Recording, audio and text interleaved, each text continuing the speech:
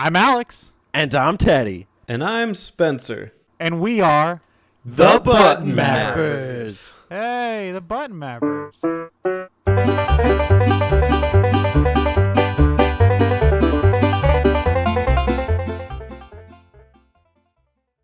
Hi, everybody, and welcome to the Button Mappers Map Out featuring a pro mapper himself, the VG.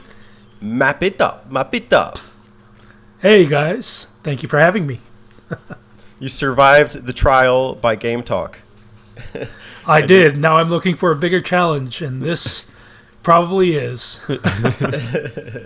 We also got Spencer on here. Yo! Hey, Spence. That's my new thing. I'm the hip hop guy. Hey, yo. We're going to map out, and at the end have a rap out. And hopefully you don't tap out. Oh, well, we got bars at the very least. We're here today to map out quite a game. It's a game a lot of people talk about. The Witcher 3, The Wild Hunt. Eaters, the werewolves, did we raise our swords against them? Or have we laid this burden on others? On so-called witchers? And before we really get into it, guys, what's your experience and memories of The Witcher 3? You know, I can go first. I played this game twice. Played it on launch, and I played it more extensively about 2 years ago. And I absolutely adore this game. I think from just like an outside perspective, this might be the best game ever made. I mean, putting aside opinions on what I prefer, because obviously I like turn-based RPGs, but if I'm looking at like everything objectively, this game's probably the best game ever made. I really like it.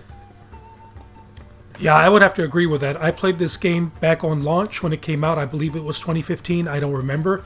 Played it on the PlayStation 4. And honestly, when it comes to action RPGs in a fantasy setting, I don't think there's a better game out there than The Witcher 3. Now, even The Witcher and The Witcher 2, which I've also played, do not compare, in my opinion, in terms of quality to The Witcher 3, which is quite a testament to how far their series has come along. And really, really enjoyed the quests, the main quests, the side quests, because they're so intricate, so deep, it really just is a new standard, I think, in gaming when it comes to action RPGs. Fair enough. I bought this game for $20 at Best Buy in 2017. And I tried it on the PS4. I didn't buy into it. I don't know. I wasn't versed in the lore, so I think I resold it. And then the Netflix series came out. I watched it. I really got invested in it. And then I bought the Switch version, and I was more prone to play it, even if it was at a reduced quality. And I just loved my time with it. I really dug into it. And it's not like I was just playing it for the sake of playing it. The worlds, the lore, the fantasy just, drove it home for me. So hopefully today we can kind of explore what some of that lore, fantasy, and narrative quality overall really is as we map out the core stages of the game. Spencer, can you give us a little recap of just the beginning sequence of the game? Of course I can. The game starts with you in the bathtub talking to the beautiful Yennefer, who's my bae, of course. Raven hair. Yeah. It's the only logical choice, I think. And you're just you're talking to her a little bit. You get a key, and there's a scorpion. That's right. That's this part, right? You find a scorpion in there. Yennefer's playing tricks on you. I think so. Yeah, she drops it in the bathtub. Yeah, that's their first kind of image of the game is you being naked with a scorpion in there playing with your junk. So that's pretty awesome. And you have to go downstairs and eventually find your way to a very, very young Ciri. And this is kind of the tutorial, like you can choose to do it or not, but I of course did it, doing some jumping and climbing and learning the ropes. Do you want me to go into we could just talk about what was your experience with this dreamlike tutorial stage, I guess. It was fine. I mean, as a tutorial, and I love that you can just skip it because, of course, in future playthroughs, that's exactly what I did. But you get to learn a little bit about Ciri. You see her learning. She's already blindfold, jumping on logs, which, of course, is pretty incredible in its own right. But she's doing well, but she's a little sassy. Got a little bit of sass to her. That's all right because you're Geralt. You show a lack of emotion and more seriousness. And you get to see our friend Vesemir. Get to talk to him. He's a little grandpa. And you get to learn about these new characters. And eventually you end up doing a little training sequence with combat. And then the Wild Hunt appears. And I believe that's where the dream ends. Unless there's a little bit more. Or maybe she gets taken away by him. I think that's what happens. Yeah. VG, what was your experience with this intro sequence to The Witcher 3? Yeah, I really loved it. The first thing, obviously, there's a cutscene that plays out where there's a battle going on and Yennefer escapes that battle. You know, The Witcher is known for their awesome cutscenes, and I think The Witcher 2's cutscene is probably the best in my opinion. But The Witcher 3's opening cutscene is not bad either. And then, of course, the dream sequence begins. And one of the first things you notice when you start that game is this game is for mature audiences. As you can tell based on the initial setting, you know, it's a very, adult-like theme for the game itself. And then, once again, you know, as you go through, so you're in Kaer Morhen, which is the castle for the Witchers, where, you know, basically it's their last stronghold, haven, whatever you want to call it. And what I like about it is the attention to detail on the characters, on the Witchers themselves. You can see that these guys are, you know, known for fighting monsters, and they have the scars to prove it. You can see in all the characters that they have their battle wounds that they wear, I guess, proudly on their shoulders. And, of course, the interaction with Ciri, learning about her character, because she is the main character in this game. And at the same time, going through a tutorial if you need it. It's really, really well done, and I enjoyed it quite a bit. I have to agree with the maturity angle. It's really a foreshadowing element for the other scenes that are going to happen later in the game, if you so choose. As for the investment into these three characters, Vesemir, Ciri, Geralt, the first time around probably didn't care as much, but after seeing the Netflix series, I was given like kind of an idea of where in the storyline this is, because the Netflix series ends with Ciri running away from, the name is escaping me, Nilfgaard, and The Witcher 3 starts with like them together, and she's a kid. So it was really cool to kind of piece those things together. I believe Alex asked us during the game talk, or me specifically, you know, is it kind of jarring to jump into The Witcher 3 without having played the first two games? I think just having that basic investment in the series lore, you know, whether it was from reading the book or the first book or watching the series, I didn't feel so out of place here. Agreed. I think with that, we can move into the post-dream state, the part where Geralt wakes up. So it's kind of a murky day in White Orchard under a tree, and Geralt wakes up from this dream having dreamt that Ciri was stolen away by the White Hunt at her young and tender age. I believe it's some maybe 10 or 15 years later. I don't know the exact amount. Do you guys by chance? Yeah, it's around that time. It's probably, I mean, she's grown up by now. I don't remember the exact date either, but it's like 10, 15 years. Geralt has some kind of note that he gets, and it smells like lilac and gooseberries. Guys, what's the first thing you think when you smell lilac and gooseberries? Yennefer? Yeah, I mean, you're not wrong. It smells like lilac and gooseberries. It's actually kind of a throwback to the first time that you meet Yennefer in like the Netflix series or the books, or maybe even those first games. You know, she's the house that they're in where she's like casting a spell smells like this lilac and gooseberry scent. What's a gooseberry? It's a berry that a goose makes instead of eggs. I'll have to look next time I go to the market. Look for gooseberry. It's a very vague note. She doesn't even spell out that it's from her, but it's with a matter of great importance. And the gaming grandpa, or the Witcher grandpa, Vesemir, decides to help out Geralt in this situation to help find her. and you go through these kind of almost continued tutorial segments to try and like find her, and it involves like getting in a pub brawl, also like hunting out some, I can't remember the alchemical term, but there's like a plant that grows in the water. You got to go fetch that, and then you have to create a crossbow which you use to fight this griffin, which is this giant eagle bird, and you're fighting it at like level 2 or 3. Yeah. What do you guys remember about White Orchard? Immediately what comes to mind is the graveyard.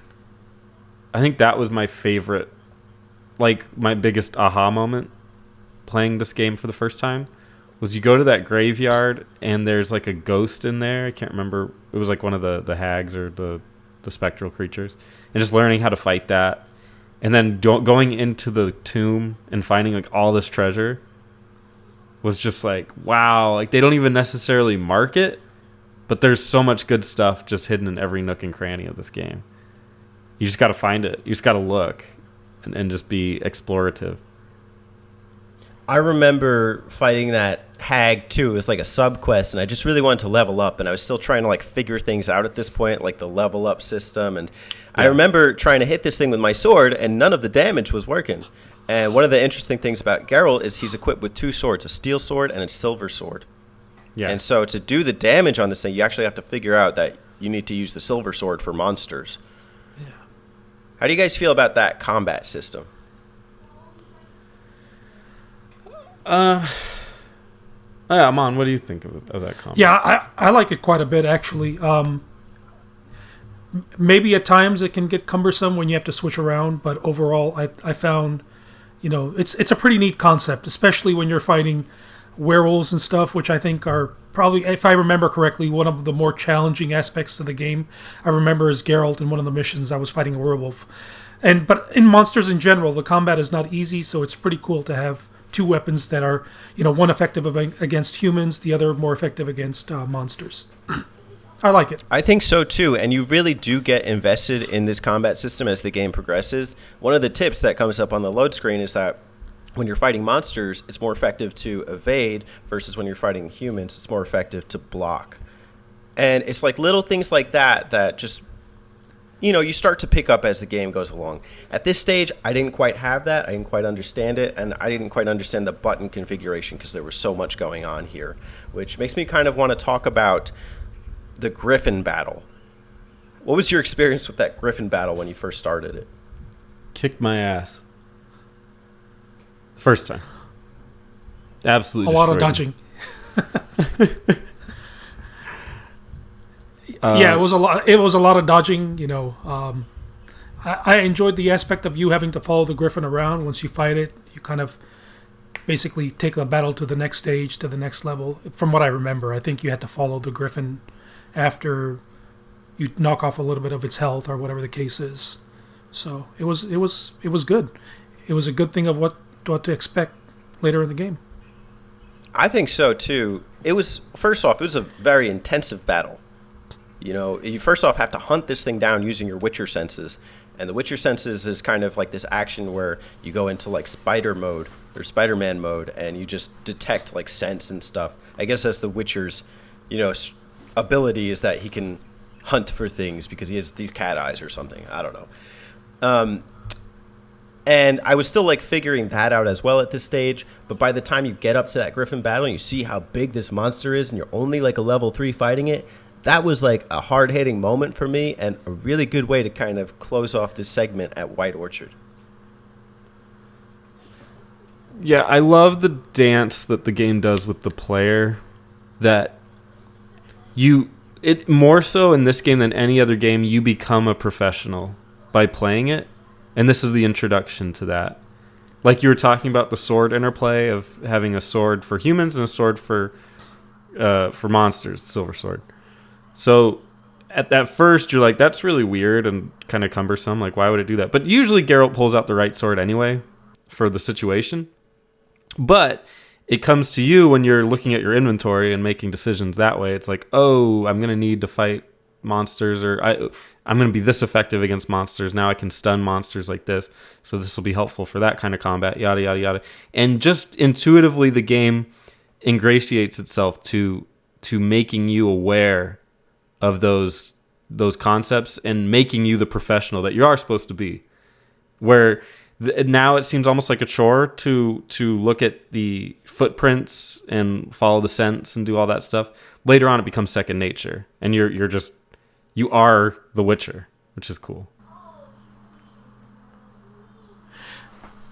Yeah, I think also just the fact that even when you're fighting the Griffin, there's a lot of morality associated with all the fights that you're doing, because I don't know if you guys got to the point where the Griffin's partner was killed by some soldiers, and kind of hints to why the Griffin is acting the way it is.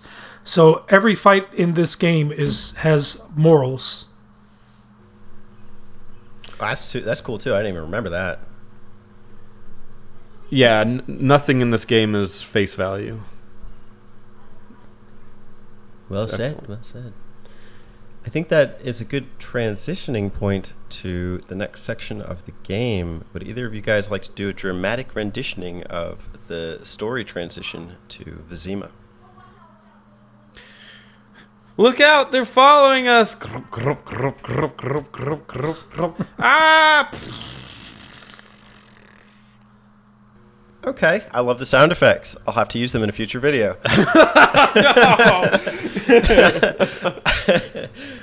So basically what happens is you come back from this Griffin quest to the pub, and Yennefer finds you. She can't stay away from you. You're Geralt. You're this big buff hunk.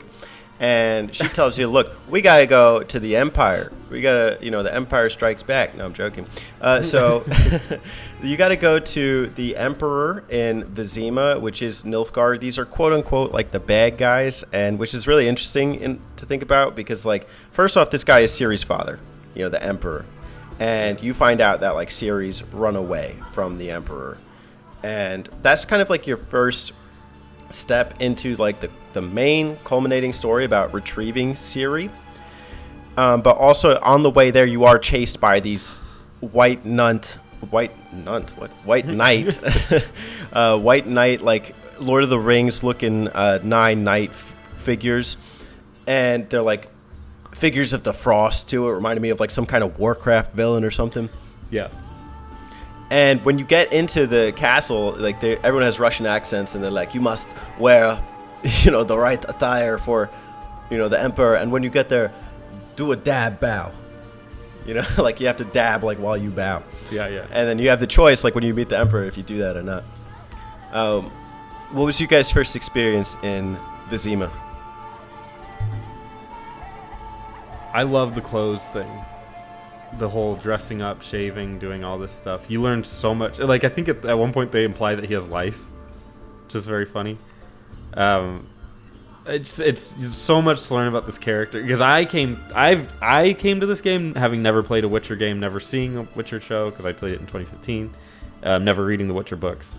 So all this stuff was brand new to me. So it's very important to know that he's very battle hardened, travel heavy, and he's worse for wear. And he also doesn't care about any people. And at least how I played it, he doesn't care about any of that stuff. So it's so entertaining to see him get like shaved down, put on these clothes. Like this isn't. And I'm playing it, and it's so early in the game, but I'm still saying this isn't armor. Like this isn't gonna protect me from monsters. Like this is crazy. But I'm doing it anyway. I'm putting on this stuff to go see this guy. That, I don't really know him, but I'm bowing for him and everything. I love it. I think it's a great characterization. Yeah, I agree. It kind of shows, the Witcher is like, all right, I don't care what I have to do as long as I, am basically my mission is to find Ciri. So whatever the case may be, I have to meet this Emperor, and whatever his demands are, I'm going to take care of them. But it is kind of funny to see how this hardened character has to dress up in, I think it was one of 3 options, whatever it was, and they were all kind of just not the Witcher, not Geralt himself. And I think he even inquires, hey, why can't I wear my own stuff? But it was a fun little transition within the game itself. I agree. I can't tell you last time in a Dragon Quest game or something like that I put on a pair of like the, what do you call them? Like the bougie clothes or something? Yeah. There's no reason to, but like The Witcher gives you reason to. And it's not the first time or it's not the last time that something like this happens in the game. I remember just like that option of like subduing and like bowing to the emperor, and I caved. Like I did it. I didn't know what to do. I think it was a timed action. You know, it's one of those first QTEs, and there's not too many of them in the game, which I kind of appreciated.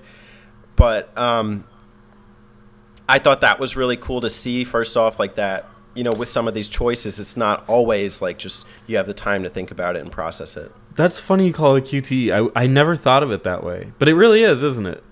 It's like a choiced QTE. Mm-hmm. Like you could do A or B, so click one of those. But you have 5 seconds You have 5 to decide. seconds. Yeah, I never thought of it that way. That's so funny you bring that up.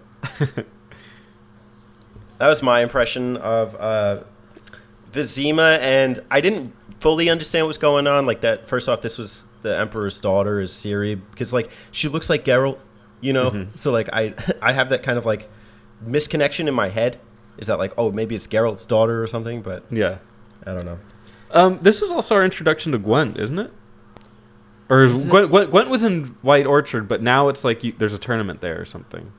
Honestly, I skipped everything Gwent, but it was in White Orchard the first time you get a chance to play it. Yeah, yeah. And then here there's like quests about Gwent. So that's where I cut it off too. I don't play Gwent. So, but I remember it was here, and I was like, this is where I was deciding, okay, I do want 100% this game on my second playthrough. Do I want to do that? And I said, okay, I will not do that. I will 98% this game. Amon, did Gwent, you play around yeah, with it? I did. I did enjoy Gwent. Not there. I think I played it later on, but I enjoyed the card game quite a bit actually. For a card game within a game itself, it's actually pretty deep. And I know these guys went on to do a Gwent standalone game on its own, but I enjoyed it. All right. I mean, hey, you know, if I came into this for that, I would probably appreciate it too. I know some Final Fantasy games do that kind of thing too. Yeah, like Final those Fantasy mini 9, 8. Yeah. So I don't know how far, like I don't think it was out of place, especially seeing that like 1 out of 3 of us did, you know, go into it with like some serious enjoyment of it. I think personally for me, the right venue for it would be that standalone game, so maybe I would try it there. I had a friend that obsessed about it when he played it. He put 40 hours just playing Gwent with people. Crazy to me. But apparently you get some good stuff with it. If you like cards, try The Witcher 3. Gotta collect them all. I think that's the actual quest title in this game for Gwent cards. Gotta collect them Yeah, all. there are some special cards. There are some special cards that you can only get by playing certain characters within the game. All right. To me, this is where the game really starts to go into the meat and potatoes of it. And I think meat and potatoes is fitting because it seems like a very Polish thing. I don't know. You basically get a main overarching quest, and I forget what it's called. It's like the hunt for Ciri or something. Finding Ciri. And then you have 3 tips. You know, one is that she was in Velen, the other is that she's in Novigrad, and the other is that she's in Skellige, and you don't know. For official purposes, it's in Ciri's footsteps. Thank you for that. Yep. You start off going to Velen. It's like the entry level to the game, like the entry open world level, I think you can say. And I thought it was really cool that you have like these 3 massive open worlds to explore. I don't know if massive is the right word for it, but they are pretty large. I would say massive. Especially, yeah, definitely massive. Especially if you look at it content per square foot. Or per square mile, maybe I should say. But content per square whatever. Per capita. It's massive. Yeah, I remember, you know, when I would look at the maps, when I would open up and look at them, and it would just be full of question marks. Question marks, of course, being a point of interest within the game itself. And I couldn't stand it, but it was like so massive that you just can't tackle all of them at the same time. Or, you know, unless you spend a lot of hours. Mm. You have several major quests, which I think is the best way to kind of break this down. Of course, you start off in Velen, and it's like you're being attacked by these level 1 wolves, and it's the first time that you really get this intro to this experience. But you start off in this town, and they direct you to this area called Crow's Perch, which is where this character known as the Baron is located. And the Baron is kind of like this duke of this little town. and he's well respected. But the first time that you meet this Baron, he's like, I think he's slovenly and drunk. I could be mistaken, but the tips are that Ciri was staying at Crow's Perch, so you have to kind of ease your way into like his life and to get these tips out of him. But he has these kind of requirements for you. Guys, what was your first experience at Crow's Perch in Velen? And even just with Velen in general. My first experience with Crow's Perch. How do I get into Crow's Perch? It's like surrounded by a moat. There's one entrance and I couldn't find it, so I'm just riding around on Roach until I could find the big bridge to get in. That's my first experience. Love this place. We're gonna get into his story, but absolutely love the story that goes along with this. If I have one, it's a criticism, but believe me, it's the most minor and inconsequential of criticisms.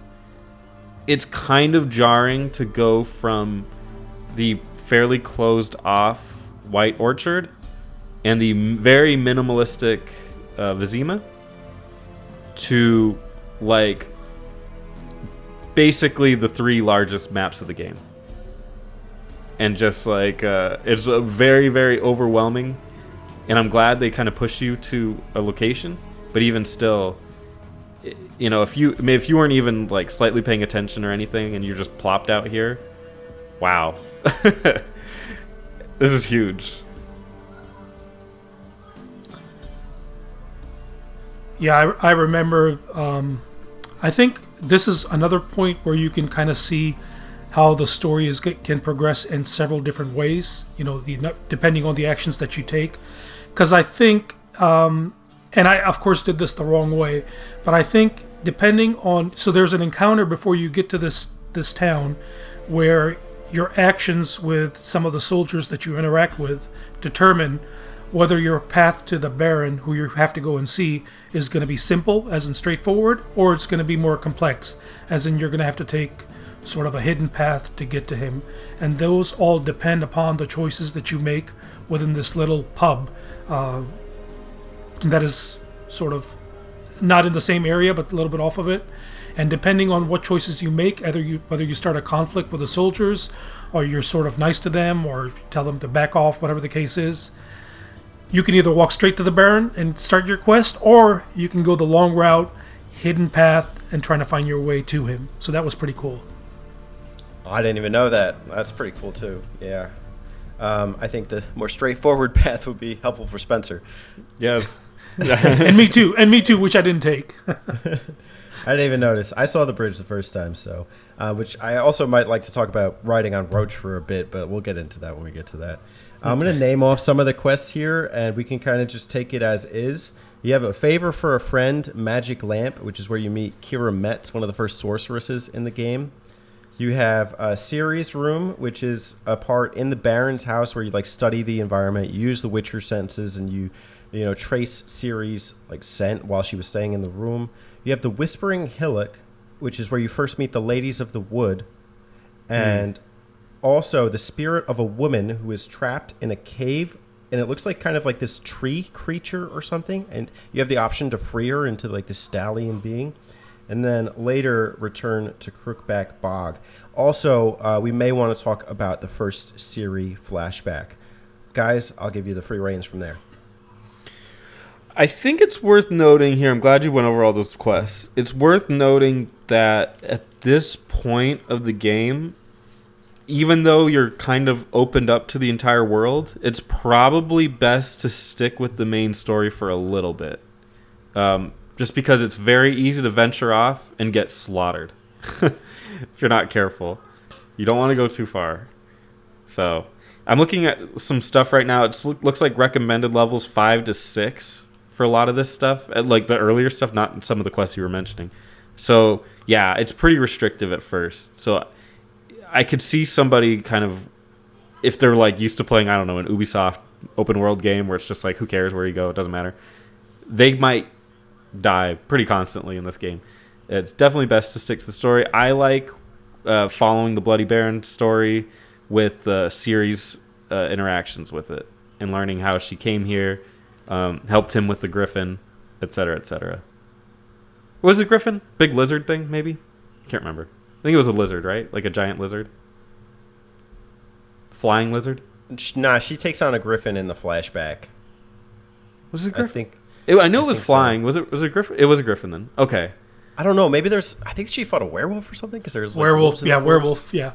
Initially, she fought a werewolf. So, what I like about her is the fact that when you take control of her, the first thing, when it comes to games, action RPGs, whatever type of fighting games, I'm always a fan of characters with high dexterity, quick movement speeds, and that's one thing you notice about her. She's very, very fast. Her movement is very fast. Something that I particularly enjoy in games. So whenever I got a chance to control her, which in this game is quite a few times, I really enjoyed that aspect of it. Yeah, I have to agree. The first time it even happened, I was just like, what? Like, I'm playing a Siri? That's cool. And she has... It's not like a drastically different movement set, but the abilities that she has is really interesting because she can kind of dash and like end up right behind an enemy and use her sword strikes. Her equipment doesn't necessarily rust over time, which Geralt's would. I kind of did want something like a XP system for her. I would have liked to kind of follow her story a little more, but I think that's also an interesting moment to talk about the XP grind. Spencer said it's really helpful to just stick with the main quest, and I agree, because the main quest is what's going to give you the bulk of the experience points. I remember doing a bunch of these sub-quests and getting like 25 XP, which is almost nothing for, putting like 20 minutes into a sub-quest. And, I found that I wasn't leveling up enough to these recommended levels in time. What do you guys think about the XP system at this stage of the game? I think that XP has a tie to it, which is really interesting because it's not in really any other game. XP kind of has a tie, especially in the early on game, but also in the late game, to money. Because when you, kind of what you were alluding to, you said you spent 20 minutes fighting whatever, tracking it, doing whatever on some kind of quest. And then fighting it actually costs you money because of the sword swipes. Whenever you do damage, it does damage to your sword. And at this stage of the game, your shit breaks constantly. And so you have to even do a risk reward of, man, if I do this, it's going to cost me another 20 gold just to fix my sword. Or however much. I don't remember the denotations or whatever. But so sticking to the main quest, you'll get a lot more talking and story progression instead of sword play. I mean, there will be some, but if you stick to those main quests, the rewards are so much higher. You'll be more bulky in terms of your experience and your monetary rewards. So then you can go do those side quests, and they won't be such a detriment to you. Yeah, I agree. I think for me, the rule was when I was playing it, maybe take on one or two side quests before going and tackling a main story item. Because the main story item, you see one quest on there, but it's actually a step of multiple quests within that one quest that you have to complete in order to finish that particular quest. So I guess very, very involved. Plus, I think I noticed within the main quest itself, all the main quest stories, that it was taking you to places and locations that had a lot of loot that you kind of needed to improve your character. And there's also like these kind of armor quests where you can hunt Witcher armor. I thought that was pretty cool. I never ended up completing any of them, but maybe on a subsequent playthrough I might be interested in that. Which I thought was super cool that there was kind of this branch of like 4 different types of contracts you can take. A main quest contract, a sub-quest contract, a Witcher contract from like these notice boards in towns, and also the armor contracts, which would come from armorers. We could spend like all day talking about this stuff.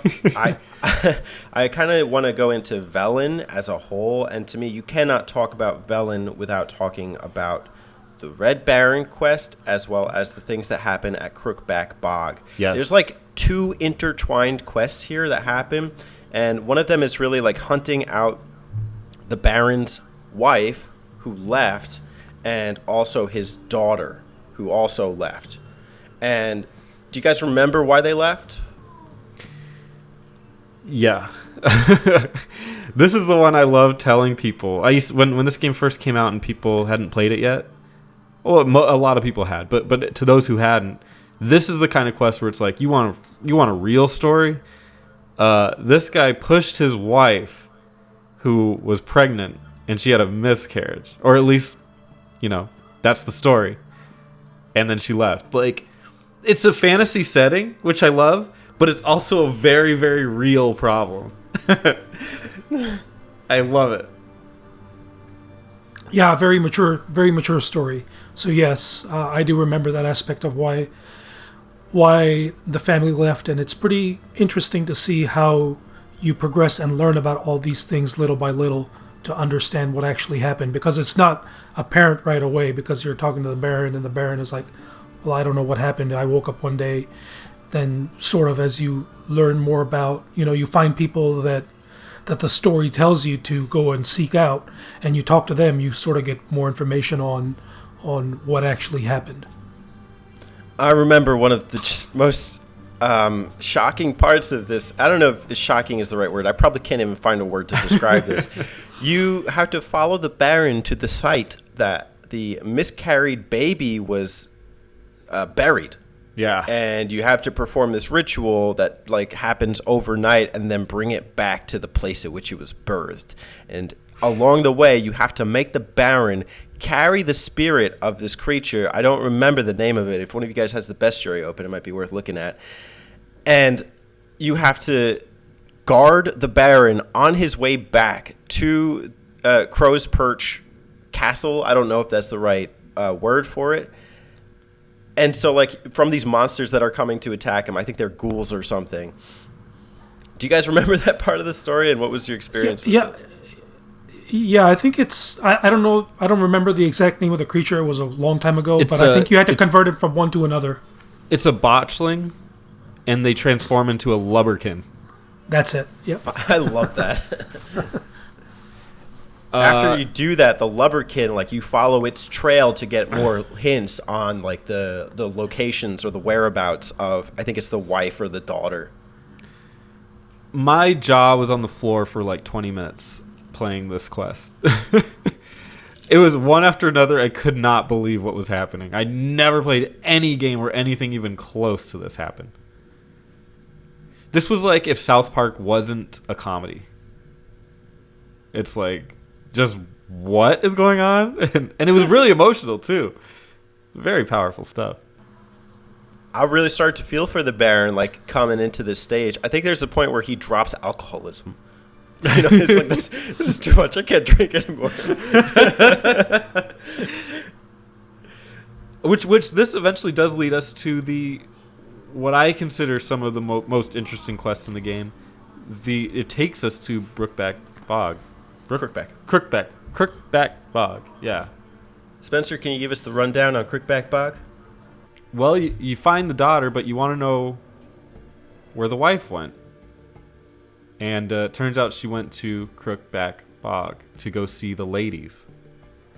And when you walk there, you find the trail of treats with a bunch of ears hanging from the trees. Oh! And meet all these characters. You meet the little boy. What's his name? Who doesn't talk. Johnny. Yeah, you meet little Johnny. Who's what is his creature? Godling. There you go. That's not the first Godling. I love it that he's not the first Godling you see. It's just the world is so intertwined. It's just amazing. And you meet him, and you eventually find the ladies, who are the most disgusting 3 witches you could ever imagine. One of them has a basket head. The other one has a cork in her face. And then another one looks like just this decrepit hag with her face is just caved in with no teeth or anything. Yeah. And when they first come out, it's a really dramatic scene. What do you guys think about this whole segment of the game? Yeah, I don't have the most vivid memories of it, but I do remember those 3 characters, and I think the character of those 3 witches itself is very, very intricate. They have a lot of gray areas within themselves as well, and at one point I think the Witcher, I don't remember this exactly, but he can take them out or whatever the case is. And that's the case, I guess that's the theme with a lot of the quests over here, where you can complete them by, either doing what the quest asks you to do, or you can talk to the NPCs or other NPCs and kind of change things around and do stuff for them and screw the initial person that was giving you the quest to begin with. So I remember a lot of that aspect going on.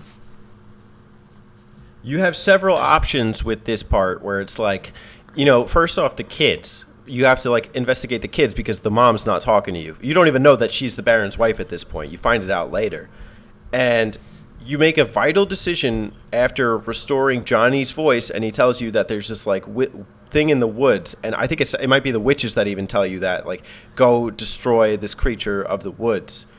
And when you meet that creature, it's saying like, free my spirit. These witches, don't trust the witches. They're going to eat the kids. And so you have a choice. You either free the spirit, who's going to free the kids, or you follow the witch's orders. Which one did you guys pick, and how did it affect your outcome?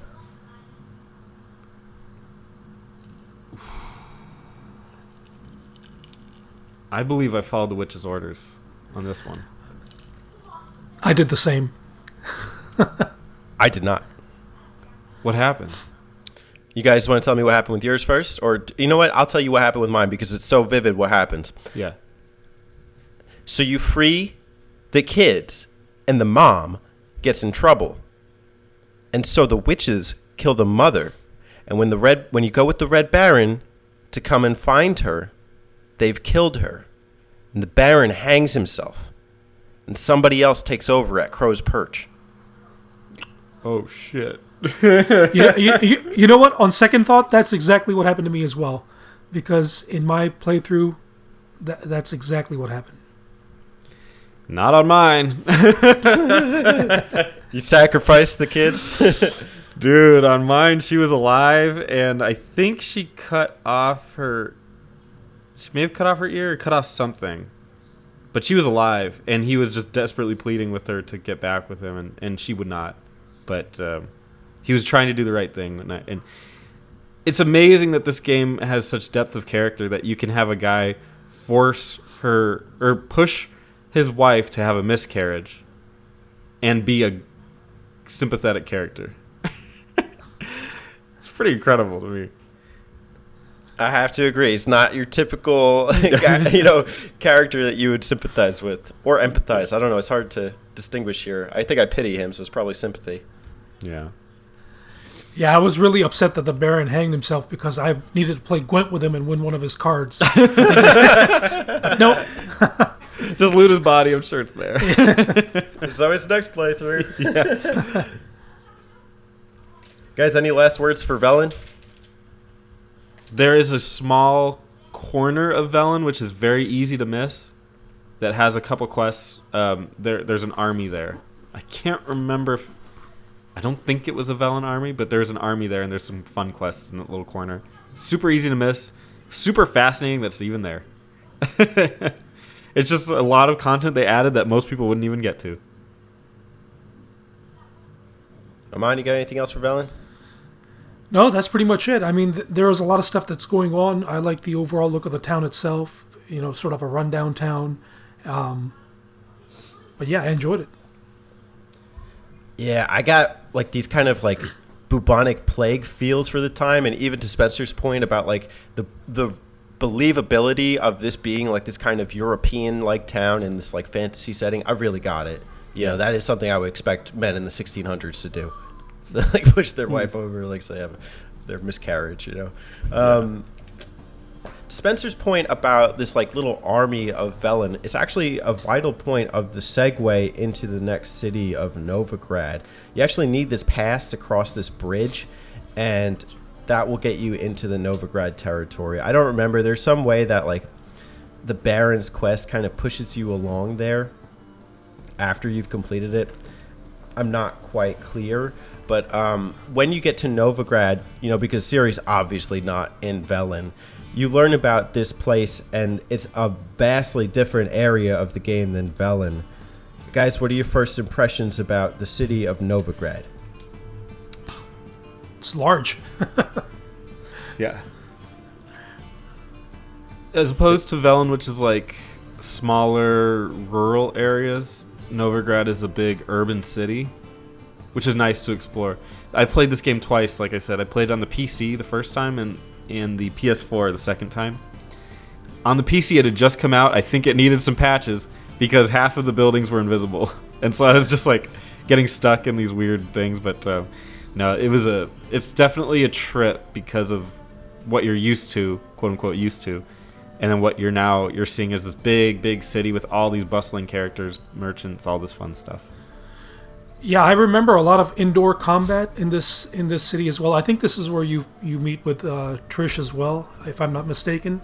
And a lot of indoor combat, a lot of battles that, I think there's a witch hunt and stuff like that going on. I don't remember what part of the game, but you're sort of partaking in that as well, or fighting against that. So a really, really robust city, lots of people, lots of characters, and really well designed.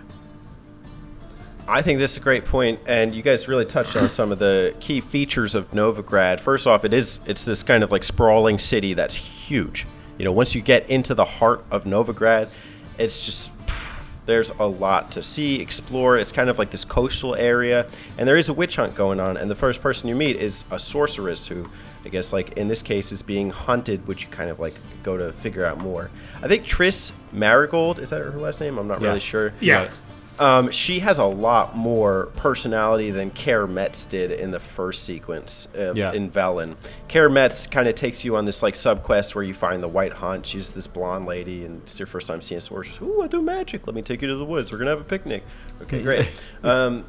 Versus Triss is like kind of the victim of the witch and the mage hunt in Novigrad, and it takes you on this whole slew of a story about the hunt for the sorcerers of Novigrad and freeing them and letting them escape. Guys, what are your first impressions for Triss? And this whole witch hunt in general. My first impressions of Triss is she's not a raven-haired girl, so not into it. Sorry, Triss. You ain't my first pick. I love the quests, though. Like, you get lured into doing, like, killing rats. And then they like flush it. They got like, oh, by the way, there's all these soldiers coming to find you and kill you because the guy turned on you, and you could just kind of intimidate him out of whatever you want to do, which is great.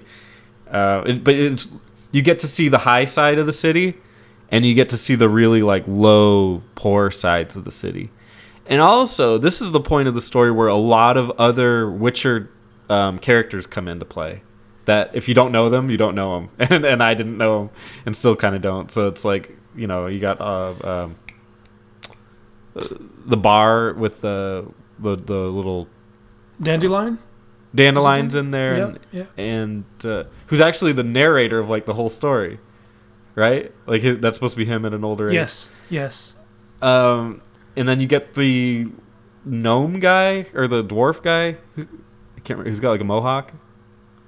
Yeah. Oh man. I can't remember his name, but he's an important character. I just can't remember his name. And all these other like mobsters and mob lords that are apparently important to the story. They're all there, which is cool. Dijkstra, I believe, is one of them. Yeah. Dijkstra, yep. And that's like a big part here. I got 3 main quests, but there's probably others that I'm forgetting. I remember just on the road in Velen, you also met this like bald Witcher guy who's got like this deep kind of movie voice. But anyways, you have Now or Never, which is where you help Triss to help the mages to escape. You have Cabaret, which is where you help Dandelion to open a cabaret club, and you have to put on this like play within a play about a doppelganger.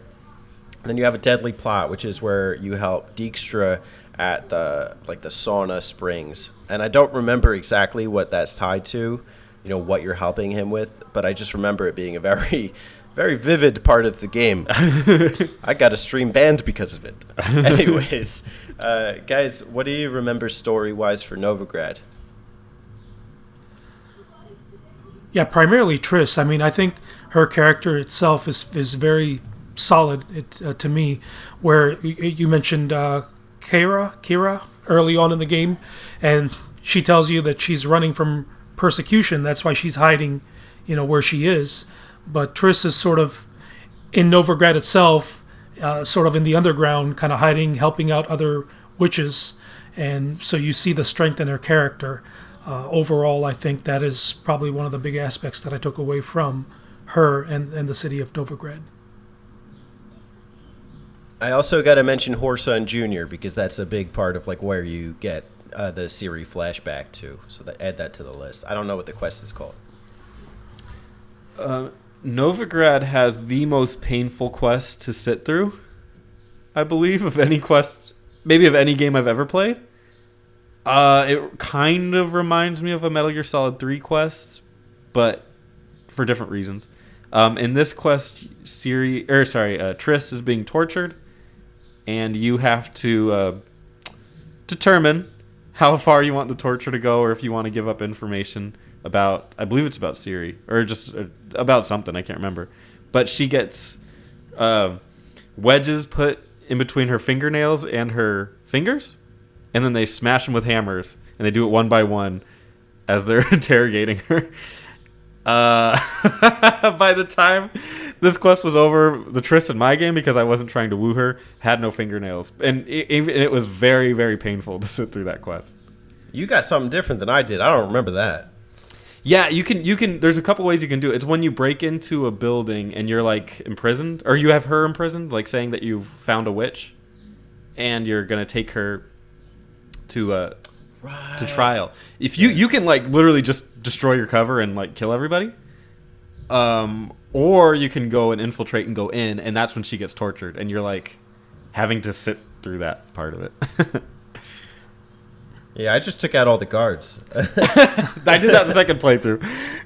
Yeah, the first one I made the mistake of forcing myself through that. Novigrad has surprisingly more personality than I think you might initially give it credit for. And even when you come back and try and help some of these mages out, I remember one being imprisoned too, and it's like you have to put her out of her misery because she's in such a frail state. Yeah. I don't know if I like Novigrad so much, but I like the things that it introduces. I felt it was very enclosed. I don't know how I felt about just like only doing quests in the city.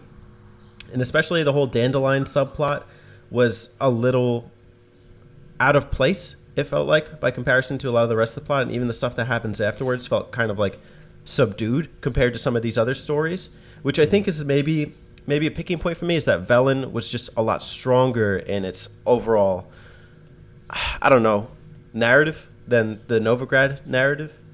What do you guys think? Yeah, I think Novigrad was a little bit messy. It was a little more scattered, and like there's a lot of little stories. They're not bad stories by any stretch. It still maintains the quality of side quests that has been going on since Velen. There's some really great side quests in there. There's a little plague thing. There's a lot of really good stuff. There's the succubus one where she's like up in a high rise. Oh my god. Awesome stuff. But yeah, I guess, and but again, it's a nitpick, but for story reasons it makes sense that the world isn't as like wild and crazy, because it's not. Like it's a city. So there's actual order there, so you're not going to have like the witches of Crookback Bog. Like that wouldn't really be there. There's underground horrors, but nothing so prevalent that it's like its own devoted town.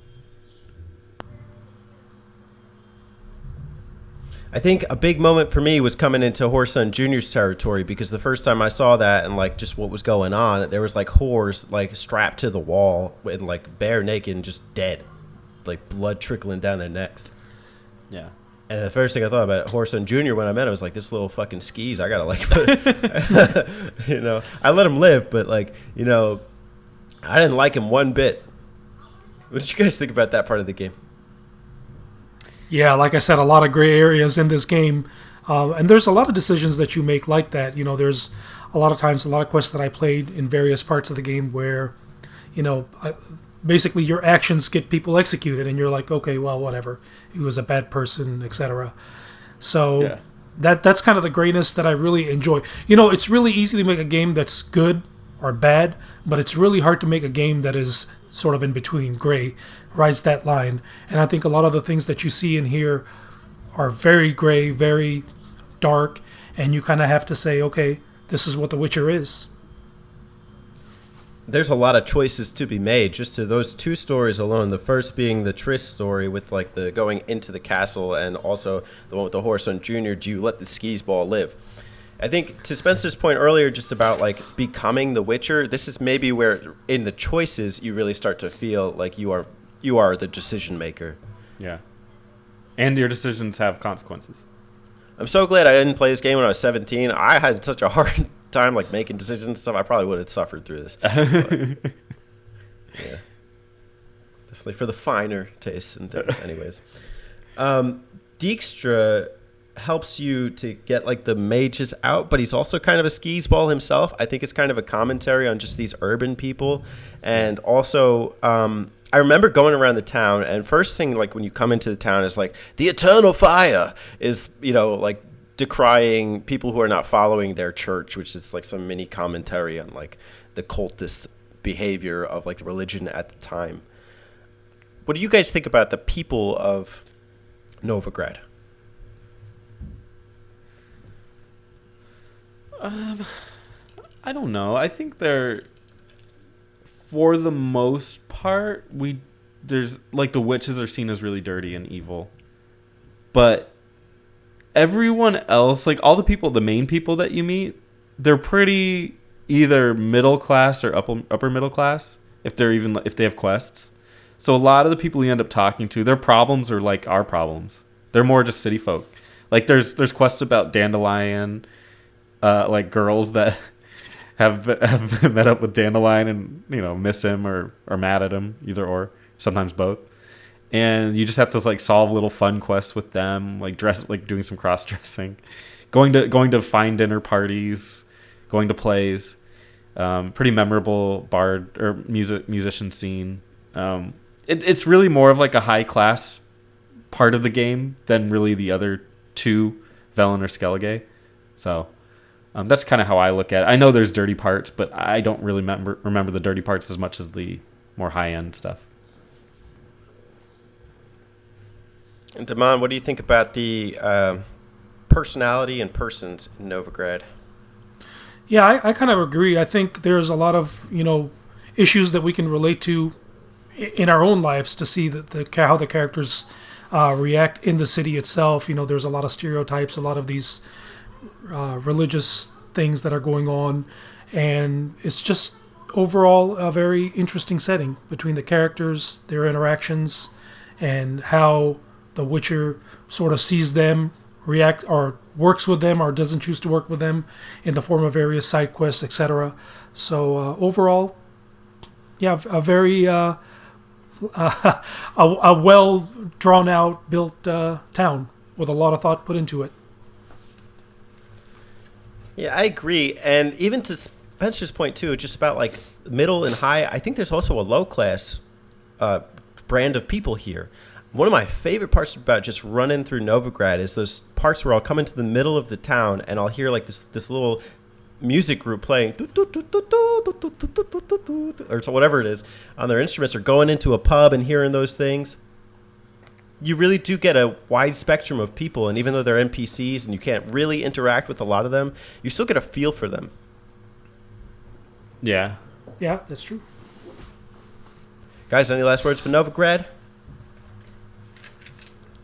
I'd like to Nova graduate to the next zone. Yeah, it's an interesting journey right after Novigrad. I enjoyed it, but it's a very interesting journey to get to Skellige, which we're eventually going to get to. So I enjoyed the actual journey to get to there as well.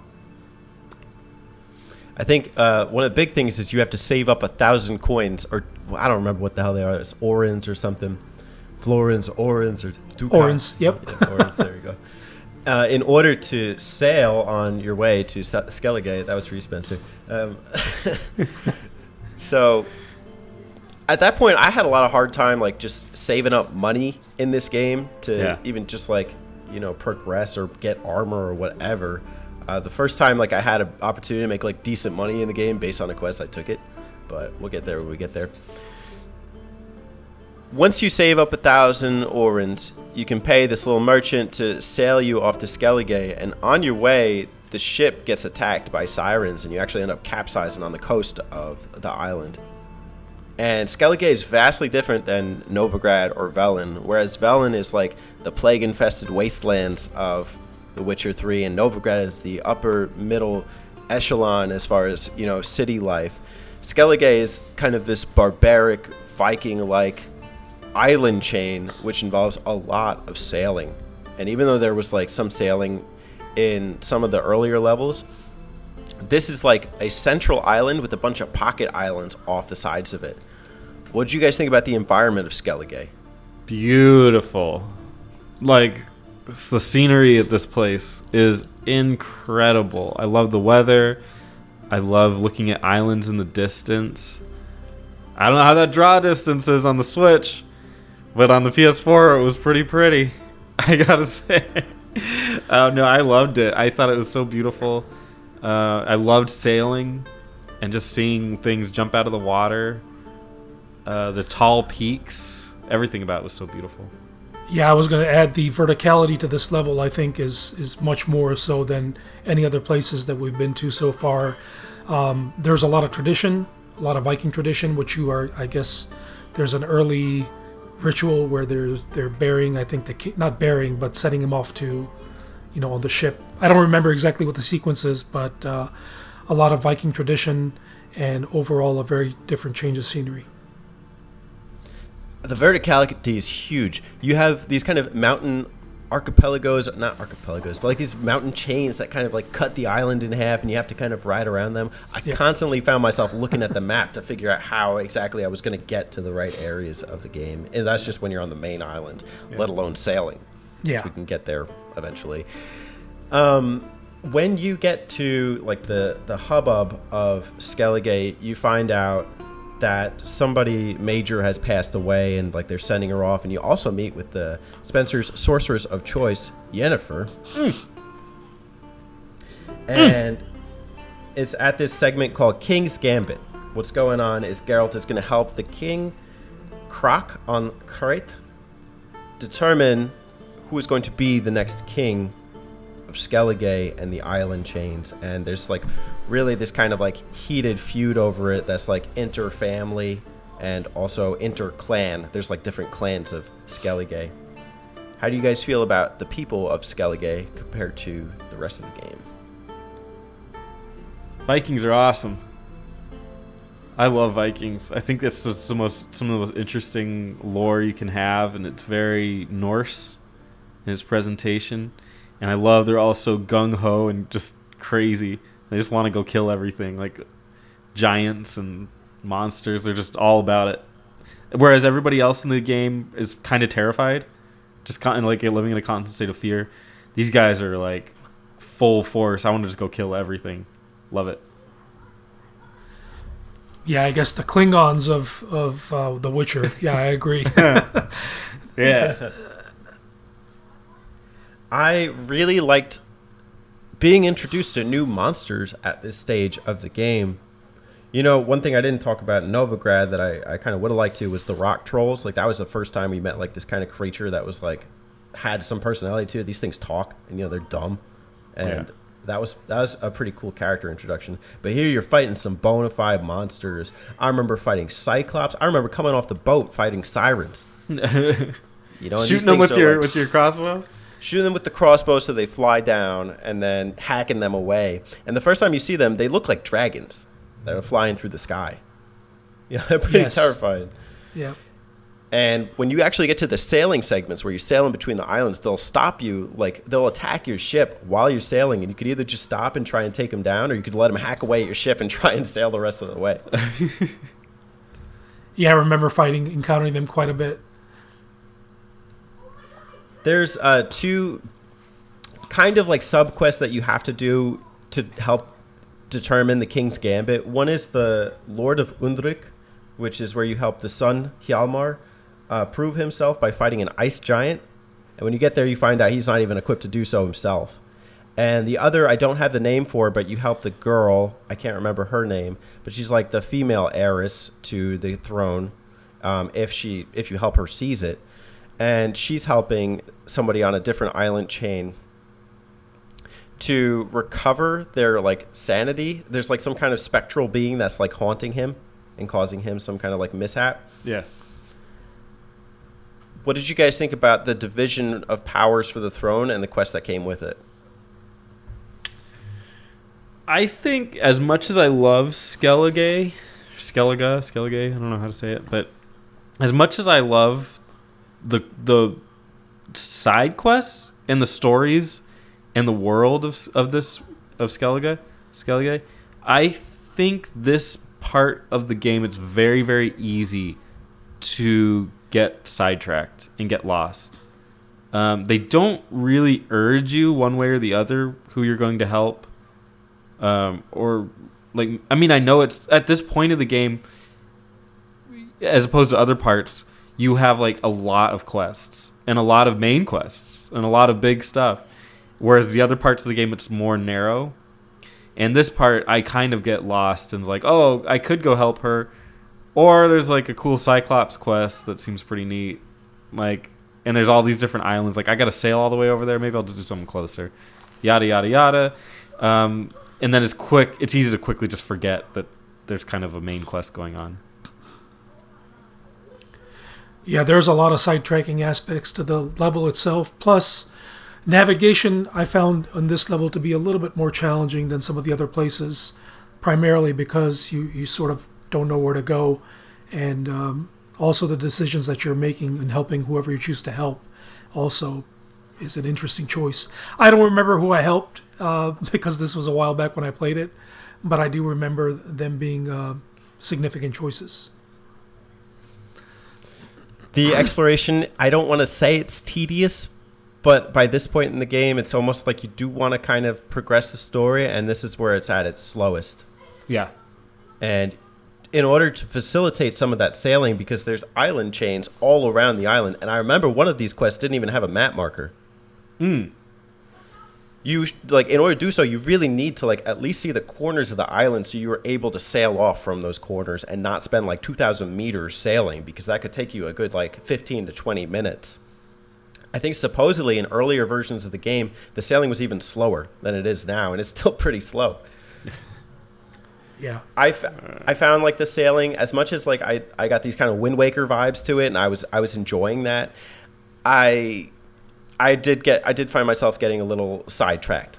So I think that point is valid. Plus, I got to the point where I was trying to avoid those dragons as much as possible because they became a nuisance as well. Oh God, those sirens were such an annoyance, even with the sailing. Yeah. But at least you have like an infinite supply of boats. Yeah.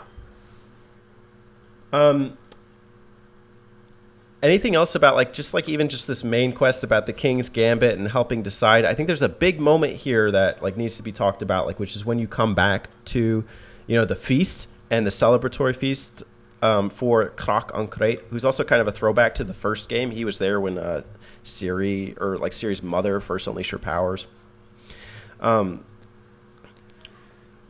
Somebody lets the bears loose in the feast hall, and everyone ends up dying because they poisoned like the alcohol. And you have like this choice of helping Hjalmar just go out and find them, or the daughter to just really investigate what happened in the scenes. And also there's something called the Mask of Uberos, I think, or I don't know the full name. Yeah. And that gives you kind of like these visions into the past to see like what happened with Ciri. And I think this is probably the most interesting of the Ciri subplots too. Do you guys remember it by chance? I'm vague on this one. This is where it gets into you going into the woods, right? And like meeting up with the wizard. And you see her traveling with that elf that we can't remember his name. Oh, and Yennefer travels with you a lot for these, and she is so sarcastic and funny. I absolutely adore it. Didn't she say something like, you're traveling through this area with like invisible enemies, and they're like jumping out at you, and she's like he goes, what are these things? And she goes, mermaids, or something like some sarcastic shitty answer. It's so funny. But I do remember that where she's going through all this, and yeah, you kind of follow it. You trace it back to the next world that we're going to cover. That kind of like bummy looking mage guy who's got like all that facial hair. I can't remember. It's like facial hair coming down to like his chest or something. They're having like a real caustic conversation. He's like, but my mask, it's never going to work again if you use it. What am I going to tell Croc on Crate? And she's like, piss off. Like, you know. But that's a cool discussion of magic versus nature. That's kind of played around with. Fair enough. When you do have those visions of Ciri and like who she was traveling with, she was with the elf. And when you actually finally get those flashbacks to her story, she was with like this guy in this town who was helping her. And eventually Yennefer ends up like doing some necromancy to make him rise from the dead and like tell his tale. And you do end up fighting this kind of werewolf looking creature at that point, which I think is what Aman was referencing before.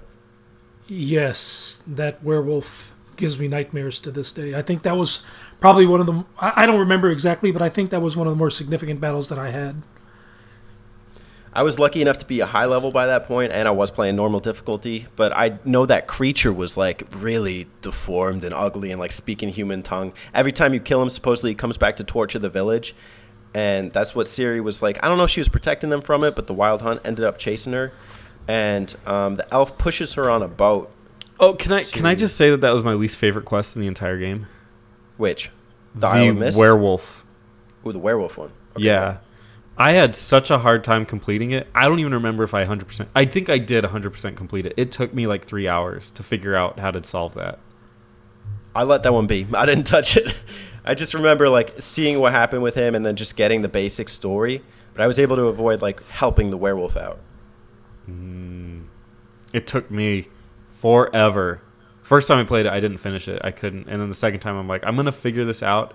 And the game does a really good job in general of helping you through quests and like kind of informing you of what to do, or like, oh, use your Witcher senses to find this. This part was I don't know if it was bugged or something, but I had no clue what to do. Even just with the part you do have to complete, you have to like go in this little coliseum of flowers and use your Witcher senses to trace your way through. And I found that pretty cumbersome too. Yeah, it's a mess. This quest is an absolute mess. But you have to do it. Well, going further than like to actually like totally wrap it up, it's I don't even know if it's really worth it. I don't remember if I was like, oh, cool stuff I got. I don't remember. One thing that is cool and is not cool about this is like, or just the segment of the game is, by this point you should have like a good chemistry of potions or arsenal of potions. I don't know what the right phrase is, but I remember using this one. It's called like Cat, and when you use Cat, it gives you this kind of night vision. So because this area has so much water, when you're diving in the water, it helps you see so much better. But what I would have really liked was some potion that could give you some better breathing capabilities underwater. Wasn't that the whale? Well, there is one with the whale where you follow them, but I didn't get any potion out of that one. No, I thought there was literally like a potion of the whale that gave you breath. There might be, but I just hadn't gotten it up to this point. There is like a quest you have to do where this guy is like on this cliff looking out for the whale that he's looked out for the last 20 years. You guys remember that? And then suddenly the whale comes up and it's a QTE. You have 5 seconds to decide. Tell the guy or don't. And I was so caught up that it was even a QTE to begin with. I was just like, oh, scroll. Like, and then I picked the wrong one. And so like the guy missed the whale. Oh. I felt so bad. But I wasn't about to go like load an autosave in this island that's already taking me like 10 hours to complete. Yeah, for sure. Just to give this guy his like live stream. Yeah.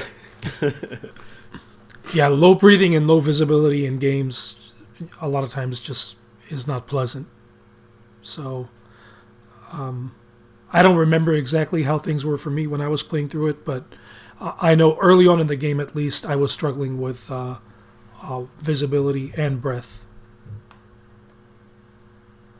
It's a fair point, you know. I mean, if the game doesn't give you everything in those water segments, it's not ideal. One thing that was like just a real pain to me, even just throughout the experience of the game, was just aligning Geralt to look at an item and then get it.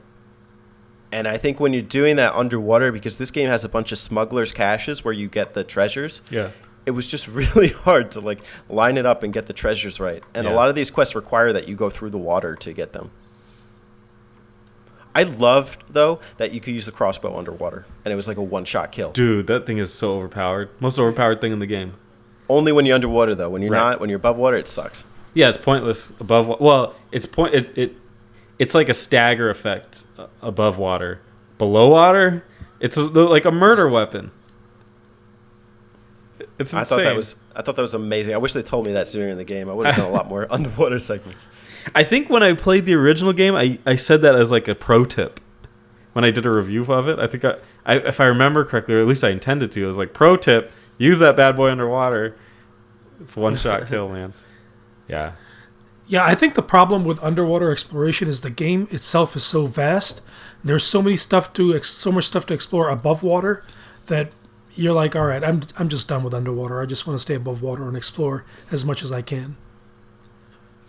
I remember doing one sub quest here that led me into this village where there was this creature. It's called like a lichen or a leth or something, and it's like this giant like woodland creature that makes like tree roots sprout out of the ground, and like it makes bats and like wolves attack you. And I thought that was so cool as far as like the on land exploration.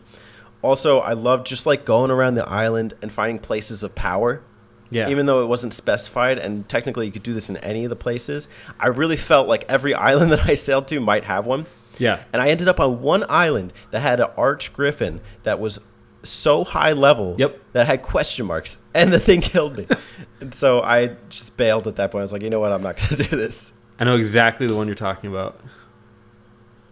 Spencer, you don't even like doing subquests in games. How did you find, like, up to this point, the process of doing subquests? First time I played through it, I wrecked through it as quickly as I could. I love the subquests in this game, and I love the rewards you get from it. They're so minimal, yet the game gives you almost nothing anyway, so they're impactful. At this stage of the game, especially because Skellige is a little bit messy in delivery, I was avoiding smaller side quests. I'd still do some, take some contracts, but I wasn't like 100%ing like I was in Velen. Novigrad's where it started tapering off. Skellige is where it's like, forget it. It's too big. And Damon, I know you liked the Gwent aspect of the game. How did you find that coupled with doing subquests up to this point? Yeah, so I think my Gwent experiences stopped after Novigrad. I did not really concentrate on that as much. I don't remember. But yeah, I was still doing side quests to a point. It's funny when you are going on these sort of side quest areas, you can tell because you're riding Roach, which is your horse. And if there's an area where the enemies are too strong, that horse is just going to panic. So the point was, if my horse is panicking way too much, where it's just going to be too cumbersome, too much for me, I would just go right by it, or whatever the case. But if the quest was attainable to where I could kind of sit on Roach, get from point A to point B, do whatever I got to do, and not get that red skull of death, which is basically saying that you're under level for this, then I would take care of it. But like I said, my rule was between every main mission, I would try to do 2 or 3 side quests and then just go back on track. It's a good, pro tip. I think both of you guys are, well versed in doing that. I don't think that's even something most people would know, like going into The Witcher, that they'd want to look for, but it really is something that would be helpful. I think a lot of people probably could get jarred by that experience, but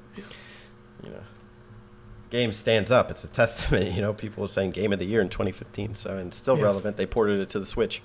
Yeah. Skellige does have my favorite. I believe it's Skellige has my favorite quest side quest in the game, and I'm trying to find more details on it, but it's the vampire quest. Talk to us. What makes it so special? There's a creature that is finding people that are drunk and killing them, like sucking their blood or whatever. So obviously it's a vampire, but you have to. They only come out when people are drunk, so you have to get drunk and walk the streets looking for the vampire, and you do. It ends up finding you, and you trace it back to a barn, and then kill it. And I just have a thing with vampires in this game that they're so cool because they're not like vampires in every other game where they're like a sexy kind of humanoid creature. Like, they're disgusting bats. And this is a disgusting bat that lives in a barn that you find because you got to get drunk, and just like, I just love the progression that this goes, and the characters you talk to is like, I guess I was pretty drunk when I saw it or something. And you're like, interesting. And so you're kind of walking the streets and you're like singing stupid songs and you're like swaying back and forth. This game has this quest has so much character and like a conclusion, and I love it, and it's hard too. If you're not up to the level, it's very, very difficult. So it's worthwhile. Very fun. I wish I had like a favorite subquest in mind. I can't think back to it. It's been a couple of weeks at this point. There's a lot of them. Yeah, a lot of great stuff. I can mention one real quick, a really simple subquest, and it's actually early on in the game, where Geralt is being tasked to find a pan that a lady borrowed, and the pan, basically some guy borrowed it from her and she wants it back, so Geralt goes and retrieves the pan, and the pan is super clean, and he realizes that this guy, he wasn't interested in the pan itself. All he wanted was the char, which he used to make ink to write letters. So in the process, he cleans the pan, gives it to the lady, and the lady is all upset that, this is not my pan. I can't see all the dirt on it. It just kind of reminded me of, such a simple thing, but yet hilarious at the same time, that a guy borrows a pan not to fry or cook stuff in it, but to use the contents as ink to write letters on it. I love that you're bringing that up. I absolutely adore that quest. And she's just screaming about her pan. Yes. Love it.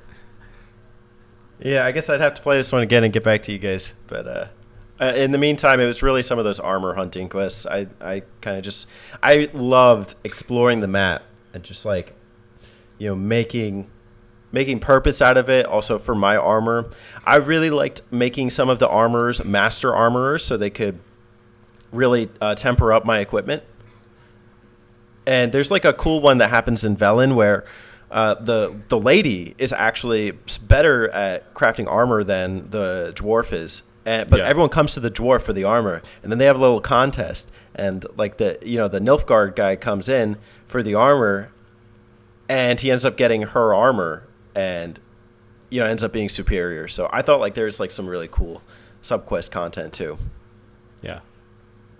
It's amazing how much content there is in this game, and how much, because you got to think how much money/effort it took to make each one of these quests and make them so good. And they're just like subquests that you could just easily skip over. Never do it. What I've heard in an interview is that they had 3 teams working on each area, like in isolation of the other. So, there was a Velen team, a Novigrad team, and a Skellige team. And each took their inspiration for the people in these towns in different ways. So I thought it was like, on the one hand, it's first off really cool that they have different people working on different teams, but it also makes me question narrative consistency between the 3. I imagine that the teams probably like communicated with each other about like, okay, here's an idea of what we're doing. Here's how you could kind of segue it. They would have had to have some communication because they tie back into each other, especially in this next act we're about to hit. They tie back into each other so well. It's such a perfect tapestry. So they must have talked. I didn't know that they had 3 separate teams, but basically it is 3 separate games almost. So that makes sense. Yeah. The subquest in itself, they were, the variety kind of shows. I think that if they were all working as a group, there would not be this much variety within the subquests themselves. But where things come together tied to the main plot, they had to have been communicating. Fair enough. I think this is probably a good opportunity to really transition us to the next area of the game, which is a area that we shouldn't be unfamiliar with. It's Kaer Morhen, which is kind of like the Witcher's castle, I guess you could say. It's the hideout that Geralt, along the way, keeps telling a lot of these sorceresses and these Witchers to come back to. We can offer you shelter at Kaer Morhen or something like that.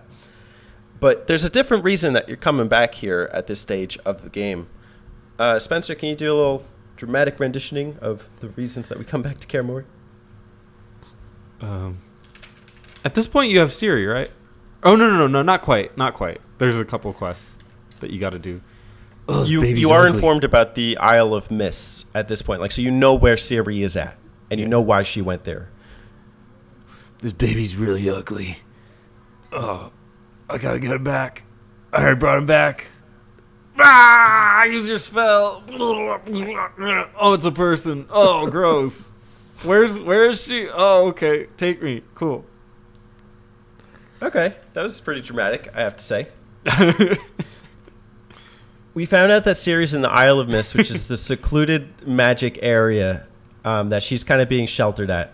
And that ugly baby that the Baron had in Velen, he kind of like won this thing in a trade or something, also showed up in the Ciri flashback in Skellige.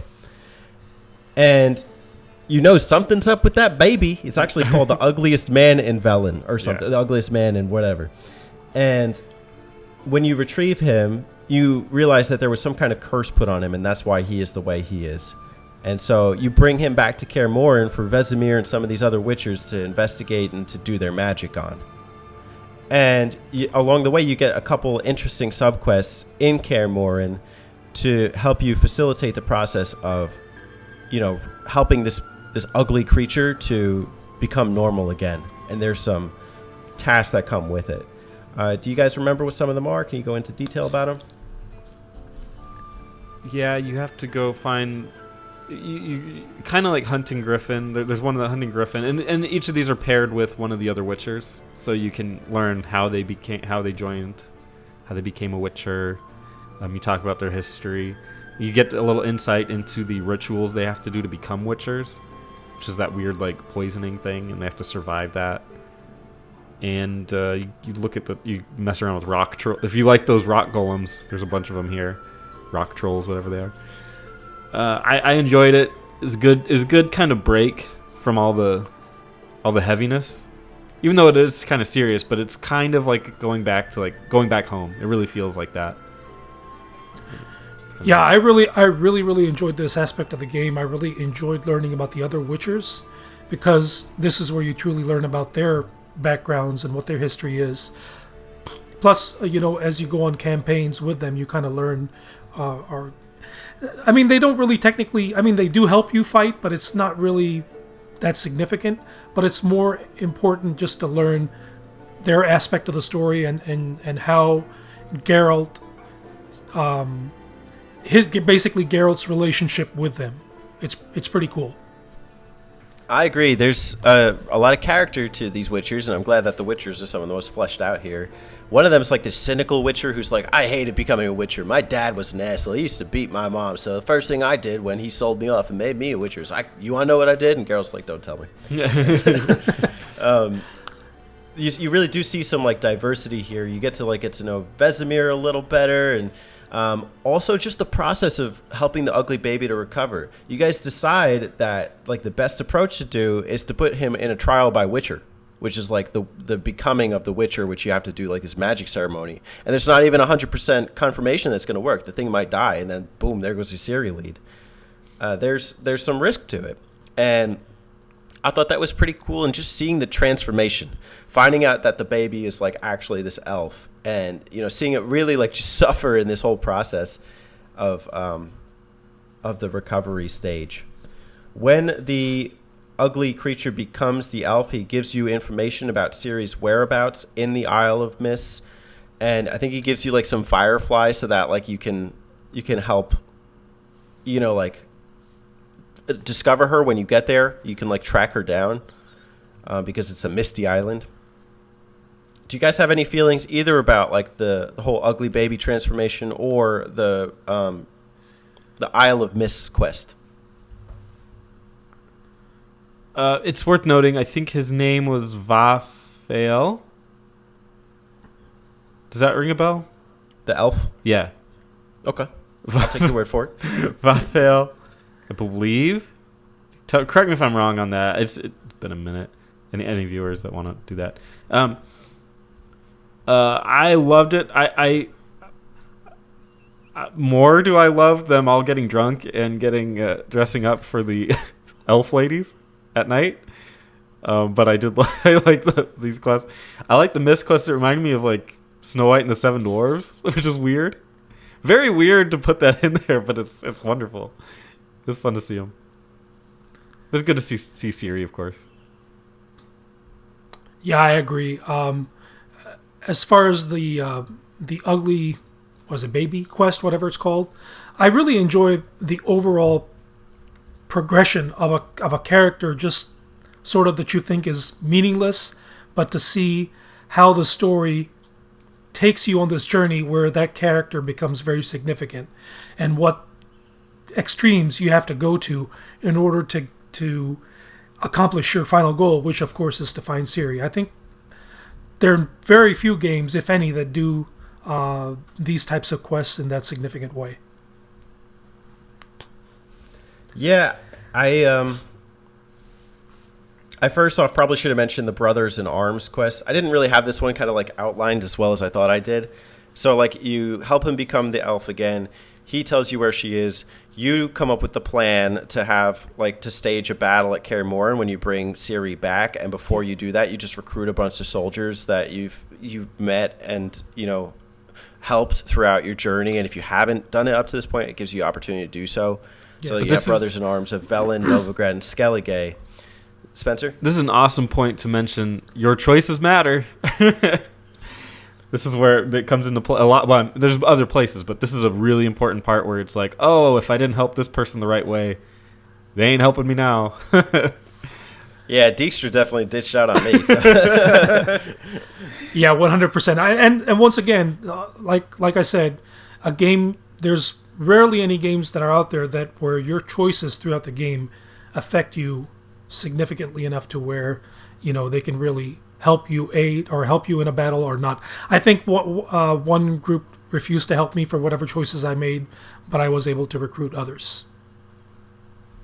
I thought it was really cool too because like in most games when you have like CPU allies, they're not helpful.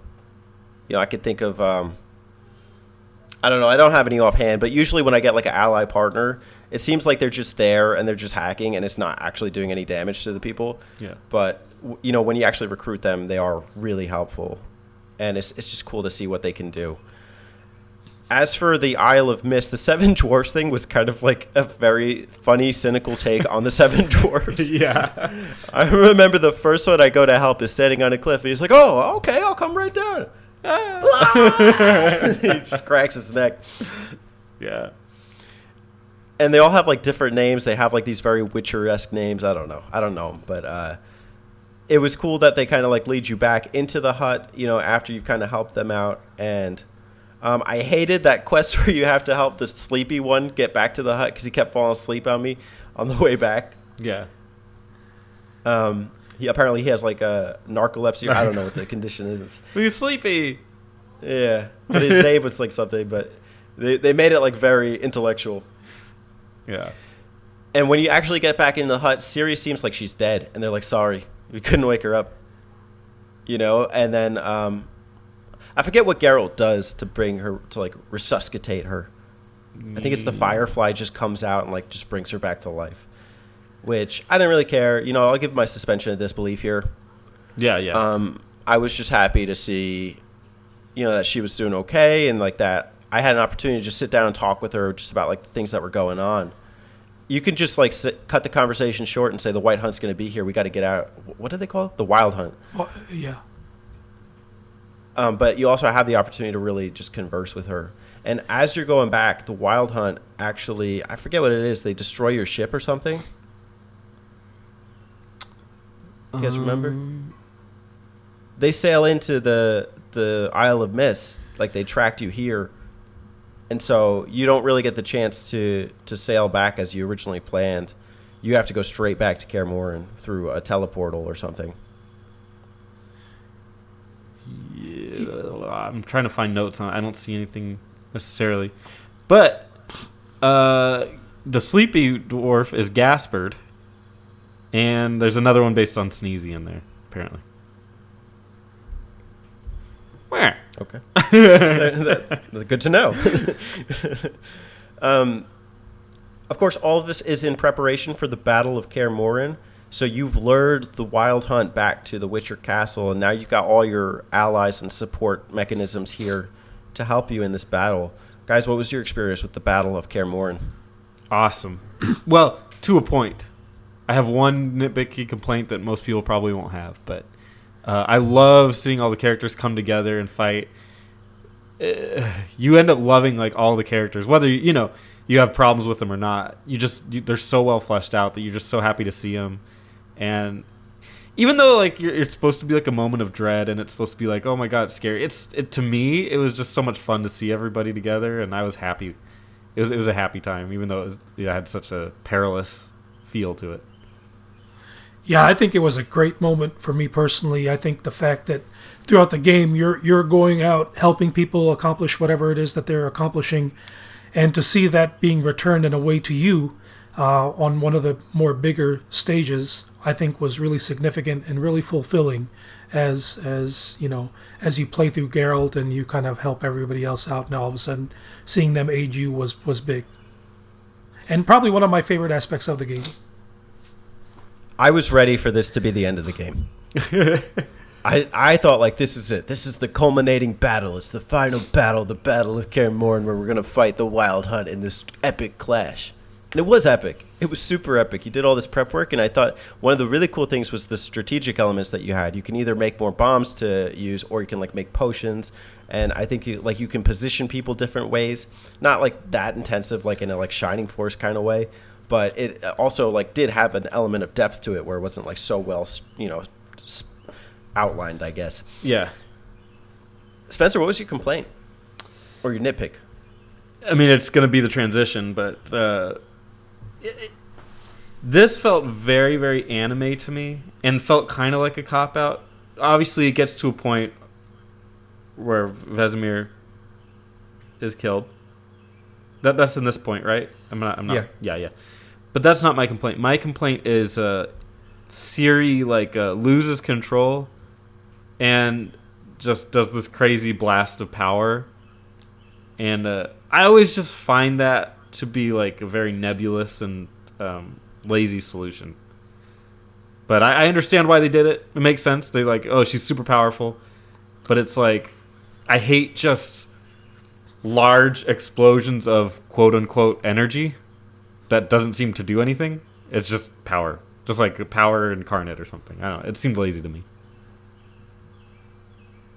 It's consistent with some of the other story elements, and I don't know how it was in the previous games, but I know in like the Netflix series, like that's a big thing, is like that big scream. But like to me, that's a Lord of the Rings thing too. Like, you know, like there's the elf of the woods who, like, you know, all my power, you will all listen to me. Yeah. Like that. Yeah, I think in order for them to show her power, her true power, which, you know, obviously there's this allure going around it throughout the game that she is powerful enough, significant enough to where there's an interest in her. And I think that moment was probably the only moment where they could have used that within the game itself, because it was such a significant event that occurred. Yeah. It makes sense. It makes sense it's there. I guess I just wish she would have done something a little bit more, like, meaningful. Like, maybe there was, like, a general or something, and she, like, just destroyed him with magic and, like, ripped his body, like, made it really gruesome looking. Like, oh, my God, this is horrifying. Then I would have been like, okay, that makes sense. Instead, it's just, like, an eruption of power. I guess it's a metaphor, maybe, for her eruption of uncontrolled anger. Okay. But I just thought, I think that stuff looks kind of silly, and I was kind of rolling my eyes through it. I get it. And she actually gets like a really cool ability. I don't know if it's at this point in the game or not, but like it's her third ability where if she like spreads out her area of attack, and then she suddenly like winds up behind every enemy and then attacking them from the back that's in that radius. That was cool, and maybe they could have used something with that in the cutscene. Yeah. I was super confused about just how this thing ended. Like, I got that, like, the White Hunt... Is it, what the hell is Wild it? Hunt? Wild Hunt. Wild Hunt. Okay, let's not bring race into this now. Why they gotta be white? They are. They're very pale. The Wild Hunt, like, stabs Vesemir, and then it triggers Ciri. And then she goes into the screaming mode. And then there's, like, a Wild Hunt at the top of Kaer Morhen that just teleported there and opened this jar and, like, contained all of her energy. I didn't understand what happened then. Like, he took it and then he disappeared, so I thought he was going to use it in some way. Because initially they're like, we're not leaving without Ciri. We came here for Ciri. And then they leave, you know, even after they took her energy. I didn't get it. Yeah. It was cool that they froze people, like, in this segment. Yeah. You know, like, and that was, like, their big thing, like, when the whole, you know, gate crushed down. But I thought there was some kind of inconsistencies here that did not quite make sense to me. That was the Kaer Morhen team. Being very inconsistent. And then after he dies, you have a snowball fight. Yeah. I mean, cute father-daughter moment or whatever, but yeah. The solution after that is like revenge. You're going to avenge Vesemir's death, which I get. You know, that's cool. And you start by hunting out one of the Wild Hunt's key figures who's going to be attending the ceremony at a place called Bald Mountain, which is in Velen. And I thought this was super cool because you come back to like these deluded people and their rituals to appease the three witches. What do you guys remember about the Bald Mountain quest? The ladies. No, I don't know. I mean, yeah, there's a certain element of disgusting stuff there, but if I'm being honest, I feel like it's rushed. Like, I just got the impression there at this point of the game, and maybe that's to its benefit. Kind of like what you were saying, you were hoping that, or you were kind of ready for it to be over. Maybe I was in a similar boat here, and maybe the developers were in a similar boat, because there's not a lot of side stuff going on. It's just like, he's at the top of the mountain, go. And it's like you talk to a few people, like, yeah, go ahead, go, and you're like, okay, just go to the mountain. So, felt rushed to me. It's cool, good scenery, but it felt rushed. Aman, you got anything for this part of the game? Yeah, I would kind of agree with that as well. I think after such a significant event that took place right before it, I think overall maybe the developers were in a hurry, or not in a hurry. Yeah, or maybe they were to sort of wrap things up. So it kind of becomes, okay, not super significant as things had been, but overall I had no problems with it, I guess. To me, there was no real closure to that part of the Velen story, so I thought it was cool to see the witches again, but again, to the point of execution, I'm not sure that was maybe the most logical or best way to go about it. To me, fighting them as Ciri was almost like a slap in the face, because I remember being dangerously close to low health at a lot of parts of that battle and having to just like avoid them to recover. You have to fight 3 witches at once, which is really cool. I'm not against that, but I also would have liked an upgradable character to have fought them. It would have made it feel more meaningful. Mm-hmm. I did like the closure. I liked the idea of like going in and like seeing them in like their raw form and then seeing them in their witch form. I didn't get it though. Like I thought maybe like it would have been better to have that closure in the Velen saga. And again, to the point about being rushed, I think they're just dropping places of power at you at this point in the story. They're just giving them to you like as you're proceeding with this end quest, which is cool. I like the skill upgrades, but you know, I mean, maybe it could have been done better. The fight with the Wild Hunt guy at the top of the mountain is cool enough. It's memorable. But again, I'm wondering, is this the end of the game or is it not? Is this guy the leader of the Wild Hunt? Yeah. Why am I fighting him? I don't know. He didn't seem like a final... And in a way, he's not the final boss. Like, he kind of is, I guess, but he's also not. Like, there's more important stuff than him. It does transition us to the final segment, which is On Thin Ice. Or final preparations and then On Thin Ice.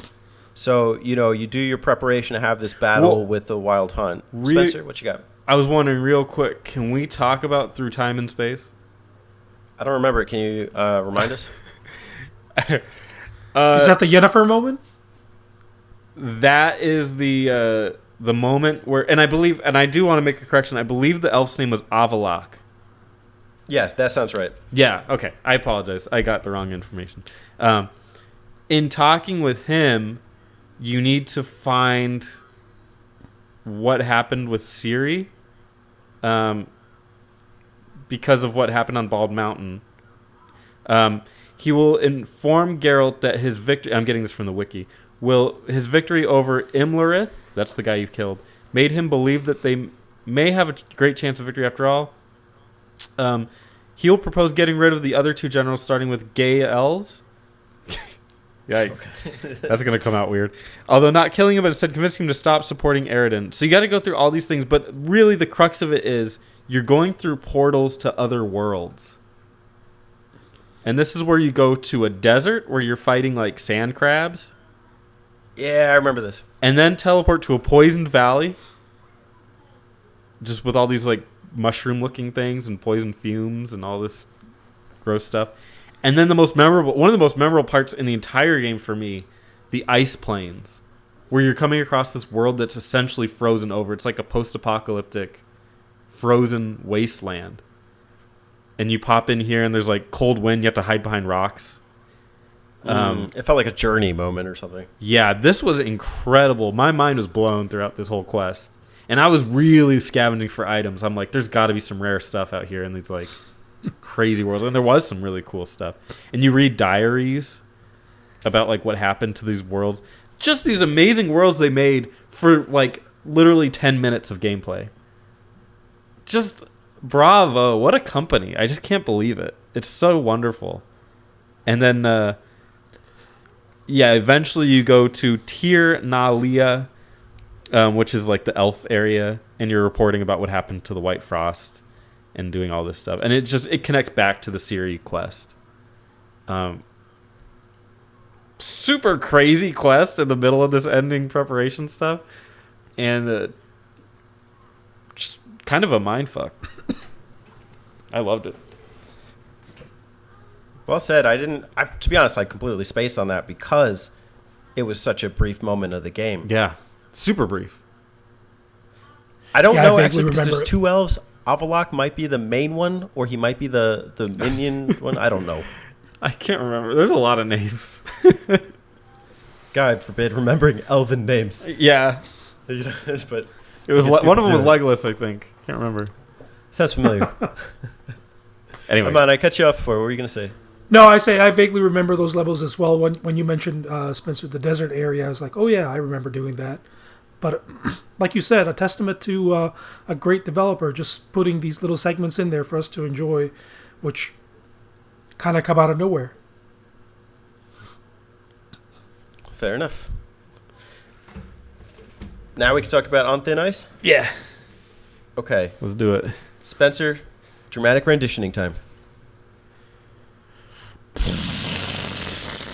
Crack the ice. Ah, I'm Ciri. I'm dashing around. This is the hardest fight I've been in. Yeah, he's dead. Whoa. Gotta climb this mountain. There's a tower up in the sky. Ooh, don't go in there. No. How's that? Okay, that was great. I love it. I think that's your best one yet. Getting better. Okay, this is the quote unquote final battle. You know, you fight the Wild Hunt. You fight a bunch of them. They're coming out of portals. You know, they crash land in Skellige on they make these little glaciers for you to fight on. And I remember you do a fight on a boat. You know, like these back-to-back boats, and then there's like a little trap that they set for you. Like you did all this preparation, and they still kind of like almost outwitted you. I don't remember it in full detail, but it was kind of like a big, slew of events leading up to the battle with like the leader of the Wild Hunt. And when you get to that battle, here's a thing that accidentally happened for me. I had cat equipped, the enhanced cat, as one of my potions. So I accidentally used it thinking it was a health potion. So I saw everything in like very bright black and white for this battle. It kind of ruined the moment for me, but it was still a fun battle regardless. He sicks these creatures on you, and you have to roll around and try and attack him. I think I was spamming Quen a bit to try and preserve my health, during this battle. It was kind of like a final culmination in just your abilities as Geralt and, attacks. What did you guys think of the sequence of events and the final battle? I think these sequence of events are kind of incongruous with the game, but it makes sense. Like these are more set piece type events, not like the open world that we're kind of used to. But it makes sense. It's the climax, so everything needs to be crazy. Everything needs to be pushed forward, not outward. So I'm cool with it. If you had complaints that this game didn't have enough action or combat, I mean, this is it. Enjoy it. There's plenty to do here in terms of combat. The boss fight is very...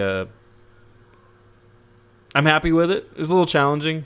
More challenging than the other one. But it wasn't... Again, and I didn't play it on a very hard difficulty, so I shouldn't even be talking about difficulty. But it wasn't that bad. It wasn't that hard. I love the drama. This was everything it needed to be, to me. I loved it. Yeah, I think the fact that at this point your character is pretty much as maxed out as it's going to be, I really enjoyed that aspect of using all the abilities at my disposal. And like you said, probably one of the more action-heavy sequences in the game itself. Enjoyed that. Enjoyed the boss battle. I think I died to the boss a few times, but I died to every boss a few times. But overall, I think it was a good fight. And this is probably one of the more enjoyable things for me personally, is getting towards the end of the game, seeing how much your character has progressed from the beginning to the end, having the abilities all at your disposal and using them in really creative ways is really what makes this stand out for me. Yeah, I agree. This is the key to like just unlocking Geralt and the skills that you've equipped him. And I was satisfied with it. You know, I did think it was weird. You only fought like 2 of these big wild hunt guys, and like that was it. Maybe to the point of it being rushed, you know, just to get the game done. But I don't put that as a fault for the game, because it's not like it was poorly executed. They lived up to their reputation. It was a final sequence. I kind of got the impression that it was assumed that the other characters like kind of helped out with that. Like they had their own little fights, maybe. That, yeah. You see a couple of them like engaging in warfare alongside you. Yeah. You know, against the wolves and stuff. Yep. I don't know how this lived up to the Battle of Kaer Morhen. I thought that was far more epic. Mm-hmm. Oh yeah, indeed. So I don't know about like using this as like the resting place for the end of the game, especially going into like the final story component of this, which we can get to. I don't really have much else to say for the combat. Did you guys? No. All right. So this takes us to, you know, you've now destroyed the captain of the Wild Hunt. Should be no more problems. They're not chasing Ciri anymore. You're good, right? Except the guy, the elf that you helped out before, has now not exactly kidnapped Ciri, but he's escorted her to this tower. And the quest is called Ted Dirida, The Final Age. And it's like the top of this area in Skellige. It's like huge mountain area with a tower. And he's put up this kind of like force field up, and you have to like get on horseback with Yennefer and ride your way up there. And there's all these battles going on. There's like Cyclops tearing up the land, and like I can't even remember some of these other creatures, maybe giant like ice trolls or something. And you don't even get to stop and like fight them because you have to go alongside her, going up to this segment. I think as far as like setting a tone for like everything's going to shit and like this is a cataclysm, that was pretty cool. I would have liked to explore it a little more rather than just riding up on horseback on Roach. We could start with that. You guys have any feelings about the introduction of this quest after taking down the captain of the Wild Hunt? Rush to the end. Yeah, I think at this point I was, if I remember correctly, I just wanted to get to the end as well. If it would have been cool to explore a little bit more, maybe to partake in some of the battles that were going on, but I was kind of ready to for the game to come to its conclusion. Can either of you guys give us just like a synopsis of that conclusion or this conclusive sequence for this quest? If you remember it. If not, I'll take care of it. Well, here's where it gets tricky because it depends what happens. The result of this quest, it depends on your interactions with Ciri prior. But I believe with me, she's jumping through the portal and disappearing. I think that happens to everybody. For me. I think that happens no matter what. She jumps into that portal and disappears, and you're like kind of left up to I don't know what happened. What is the portal and why is she going through it? You remember? It's like the end. It's like a 500 years in the future type of apocalyptic scenario, and the elf supposedly informed her of this, and that she's the only one that can stop it and save the world from an ensuing apocalypse 500 years later. There you go. But the problem is Geralt assumes or doesn't really know if she's even going to survive it. And so it's kind of a, if you look at it that way, it's kind of a, like, it's funny. The whole game is built on Geralt being a Witcher and following rules and structure and like do it for the job, do the job. This is apparently her job, and Geralt's saying, "Don't do it." So it's kind of turned around on you in a way. What were you gonna say before? No, I say I don't remember exactly all the details of this particular quest or what goes on, but I remember at some point in time that I'm controlling Ciri and just she's, let's say, an overpowered person just wiping through everything. I don't know if that's part of now or it comes later on. Yeah, this is her having to face the White Frost. To me, the ending that I got was like I'm at the top of the tower with Avalok ? I don't know if that's his name, and Ciri, and he's, Geralt's about ready to duke it out with the elf. He's like, you took Ciri from me. What the hell's wrong with you? This is all your fault. The Wild Hunt guy told me you deceived me. I'm about to kill you. And he's like, just wait, I'm going to explain it. Or better yet, maybe Ciri can. And then she comes out and she explains it. Look, Geralt, I'm the only one. This is my job. And, you're in Geralt's position. You have like 4 choices to tell her.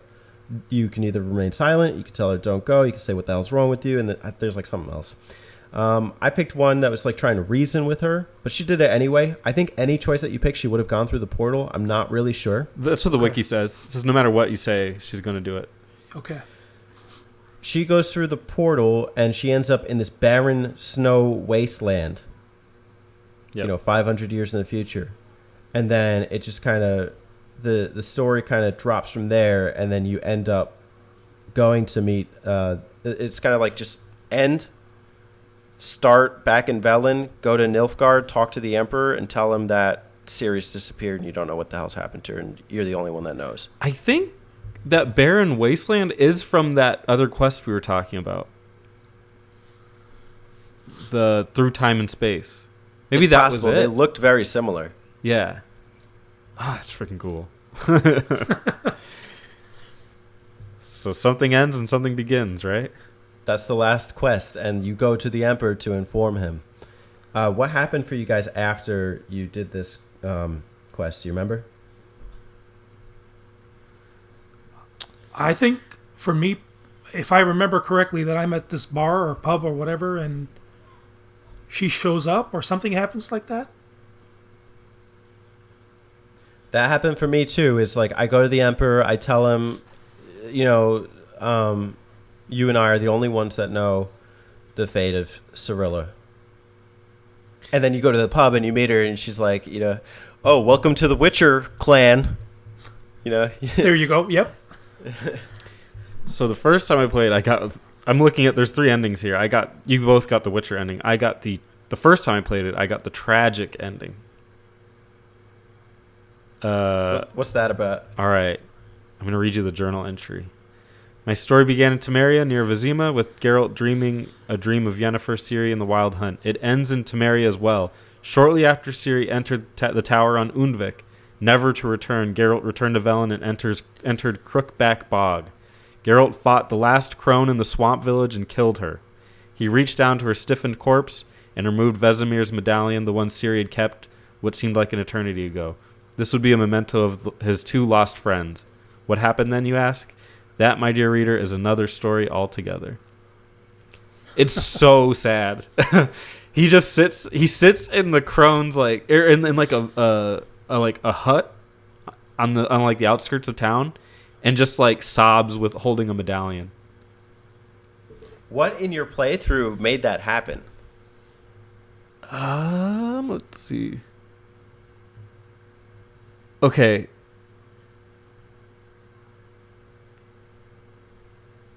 To see... This only tells you how to see the other endings. But basically, there's 3 different decisions to make, and you have to be negative on all of them. During, for example, during Blood on the Battlefields, tell Ciri, I know what might lift your spirits to get a positive point. Or relax, you don't have to be good at everything for a negative point. During final Yeah, go ahead. Sorry. Yeah, I was going to say, I think it's the dialogue choices that determine the ending. I remember taking the money from the Emperor you know, when he said you brought Ciri back. So I was really surprised I still got a good ending.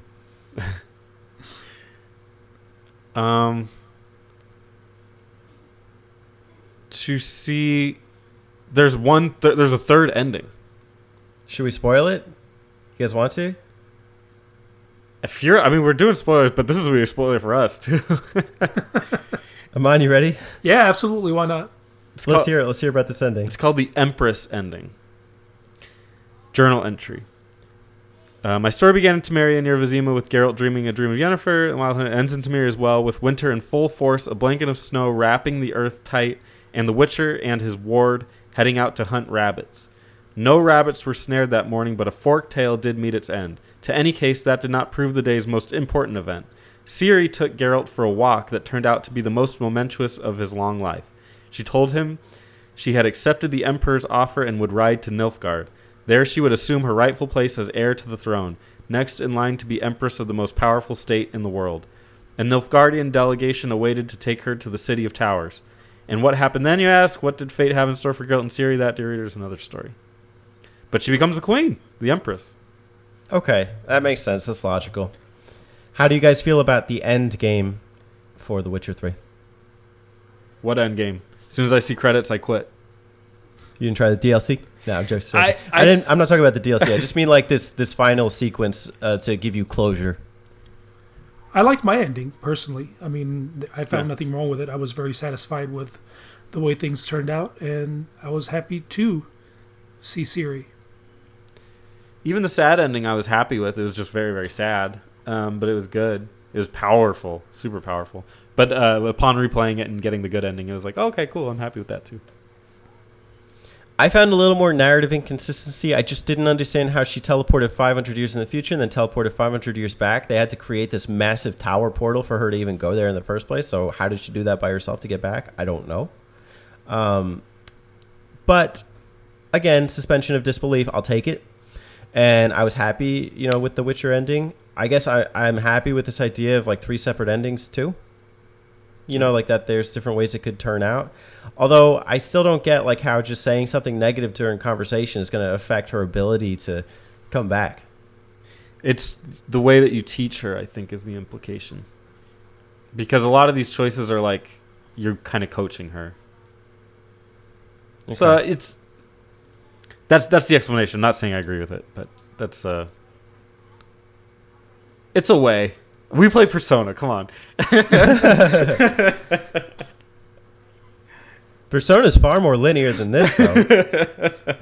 Yeah. Oh yeah. I mean, even the subquests in this, a lot of the quests give you dialogue or choices where, depending on what type of choices you make, the outcomes are different. So, that, my friends, is a map out for The Witcher 3. Oh boy. All right. VG, this was your trial by map out. How has the experience of mapping out The Witcher 3 affected the way you think about it? I really enjoyed the map out because it really brought back the game that I had played all those years back, well, 2015, but it kind of reminded me of what an epic journey it was. And this is the type of thing that I like because you forget about games that you've played and enjoyed, and all of a sudden to revisit them in this way, shape, or form is absolutely amazing. Trip down memory lane. Absolutely. Spencer, this is like your second or third map out, probably one of our more serious ones. Yeah, I'm not just cracking jokes the entire time. Very modern, some might say. Yeah, modern map. Modern map May. What was your experience mapping out The Witcher 3? And how has it affected the way that you think about the game? Kind of like Amen right there. Like, this game's incredible. I didn't remember. Like, there are all these memories that are hidden there. Like, they're there. I remember them, but I don't think about them until we just start like deliberate over them and explain the process and the plot. And it's like, oh my god, there's that whole subplot with the Baron, and then the witches and all that stuff, and it floods back to me. God, I want to play this game again. But man, I don't have time. Who does, man? You got to storm through that. Just avoid all the Gwent and stuff. But that's what about you? Yeah. Sorry, go ahead, Amon. No, I was going to say, but that's a perfect point that Spencer made. Even though we don't have the time to play the game again, this is the kind of segment that really brings back those memories. And even though you don't have time to play it, you can still enjoy the moments that you had with it. Well said. That's a good pitch for a map app. Yeah, it really is kind of the definition of it, huh? The way I'm affected by the map out is because, like, I feel like looking at the map, there are some serious issues with almost everything in the second half of the game, from Novigrad up. And, you know, you can nitpick a lot of it and say Novigrad could have used some, you know, more open exploration. Or you could have said that Skellige could have been less cumbersome. You could say that the Battle of Kaer Morhen could have been more well orchestrated or had better closure. You could even said that Velen had better closure. But even post-map, it really doesn't affect my way that I view the strength and power behind a lot of these scenes. I think a map can have issues with the content that is, you know, entwined in it. But if the good outweighs the bad, and, you know, like the power behind those scenes outweighs maybe some of the tedium, that it can still create this amazing product in the end. And I think The Witcher 3 is that. Agreed. Yeah, absolutely agreed. I think any nitpick that you can find, you can counter it with a reason why or a, but here's the pro of it. You could say the quests get a little scattered. Absolutely. They definitely do. But there's a lot of great quests. It's scattered because the other options are, I could continue the main plot, or I could do this really, really awesome werewolf quest that has awesome choices. Yeah, maybe the quests maybe it's tedious to get from one place to another in Skellige. But when you get there and you can mark it and then fast travel there later, it makes it all worth it. Like you're rewarded for that. Novigrad is maybe a little bit tighter and more of a city and less wide and expansive. But it's also the only big city in the game. Like it's like it's different. It's its own world. So I mean, what do you just want another Velen or do you want another Skellige? Like those both are very big in their own right. So you can counter any complaint with why they did it. I agree. And looking at this map, would you guys change anything? No, I would not. Okay, and I kind of hinted at it. If I had my druthers, and I can counter it easily, but if I had my druthers, I would make Velen a little bit smaller. Just a little bit. I might make it so that you could go back to places like Velen and Novigrad with purpose when you're high level. There's a couple instances, but yeah, there's not a lot. Once you're a monster, you'll just tear through everything. To be confined to Skellige is like the last vestige for exploration when you're level 30 or higher. Yeah, I can see that. I would like to experience everything in these maps, though, because there's so much content. It's great. You know, I'm not always one to say that. Usually I find too much content overwhelming, but I thought that the content was great. My biggest change would still be for that end game. I don't know what it is that needs to be done, but it needs to be more streamlined or something, maybe. I Fair can see enough. it. Yeah, I can see it. I guess if I were to tell somebody what the best content is, I would say contracts, like Witcher contracts. Just do all those, and you'll get the bulk of like the greatest side quests in gaming. The other stuff, yeah, it's cool, but learning the monsters and their interactions with humans is so fascinating. So if you had to tell someone one reason why, or just like one pitch for The Witcher 3, why they should play it, what would it be?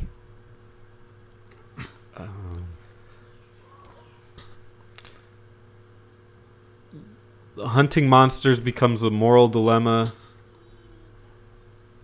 I don't. Your quest is almost tantamount to hunting monsters, which is have so many moral dilemmas and choices that it'll blow your mind. I don't know. That's how I would pitch it. It's just so good. I don't have like a really grandiose way of saying it or anything, but yeah, I would say it's probably the greatest action RPG of all time. If you guys enjoy action RPGs, then you owe it to yourself to play The Witcher 3. If you are a fan of very complex narratives, a great cast of characters that this game has, and overall just this grandiose sense of adventure that this game delivers upon. You know, the monsters are there, the humans are there, the supernatural effects are there, everything is there. And just such a variety in quests that it is an experience that you cannot get anywhere else. Great, Aman just made me look like an idiot. I'm about to build off him. So just wait. That's why I always go last. I see The Witcher 3 as a culmination of the realization. God, I'm the idiot here. A culmination of the idea of the medieval action RPG. Games like Skyrim or, Elder Scrolls, piloted it in this big 3D open environment. But The Witcher 3 adds to that in a very substantive way where everything matters, where every choice that you make and every place that you visit has a distinct character and purpose in the grand scheme of things. And for that, I think The Witcher 3 is worth exploring and mapping out today. Top 5 games? It's too soon to call it. I don't know. It's Yes gotta for me. be. Yes for me. Yes Yeah. for me, for sure. Just by principle alone, almost. Of this genre, for sure. It's the best that I've played. But for me personally, for my top 5 games, I can't call it. I'll ask you next year. Okay. The best game of the decade I played was Ukulele and the Impossible Lair. Oh, are you kidding? No, it's fantastic. You put Ukulele Impossible Lair over Witcher 3? I guess I haven't Perfect played game. Ukulele. Haven't played it. That one. The second one, yeah. You played the first one. But, oh my god. Nah, I have nothing wrong with that game. Even if I did a map, every level's fantastic, so. Post-game, you could play it multiple ways. I'm playing it after a platinum trophy. That's kind of incredible to me. Wow. I gotta try it out.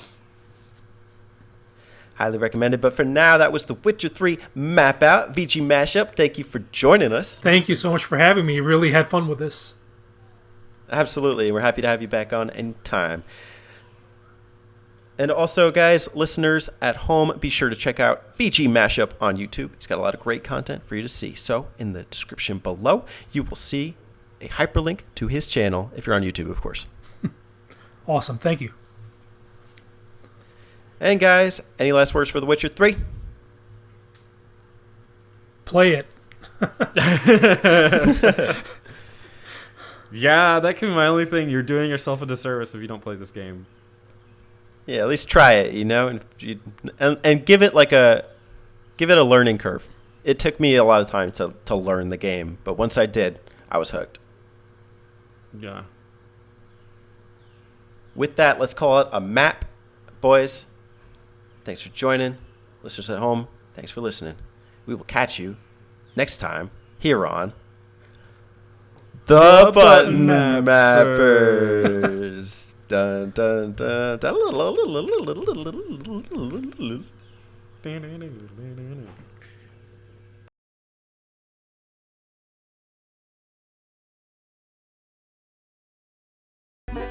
Hey y'all, don't forget to subscribe to them Button Mappers.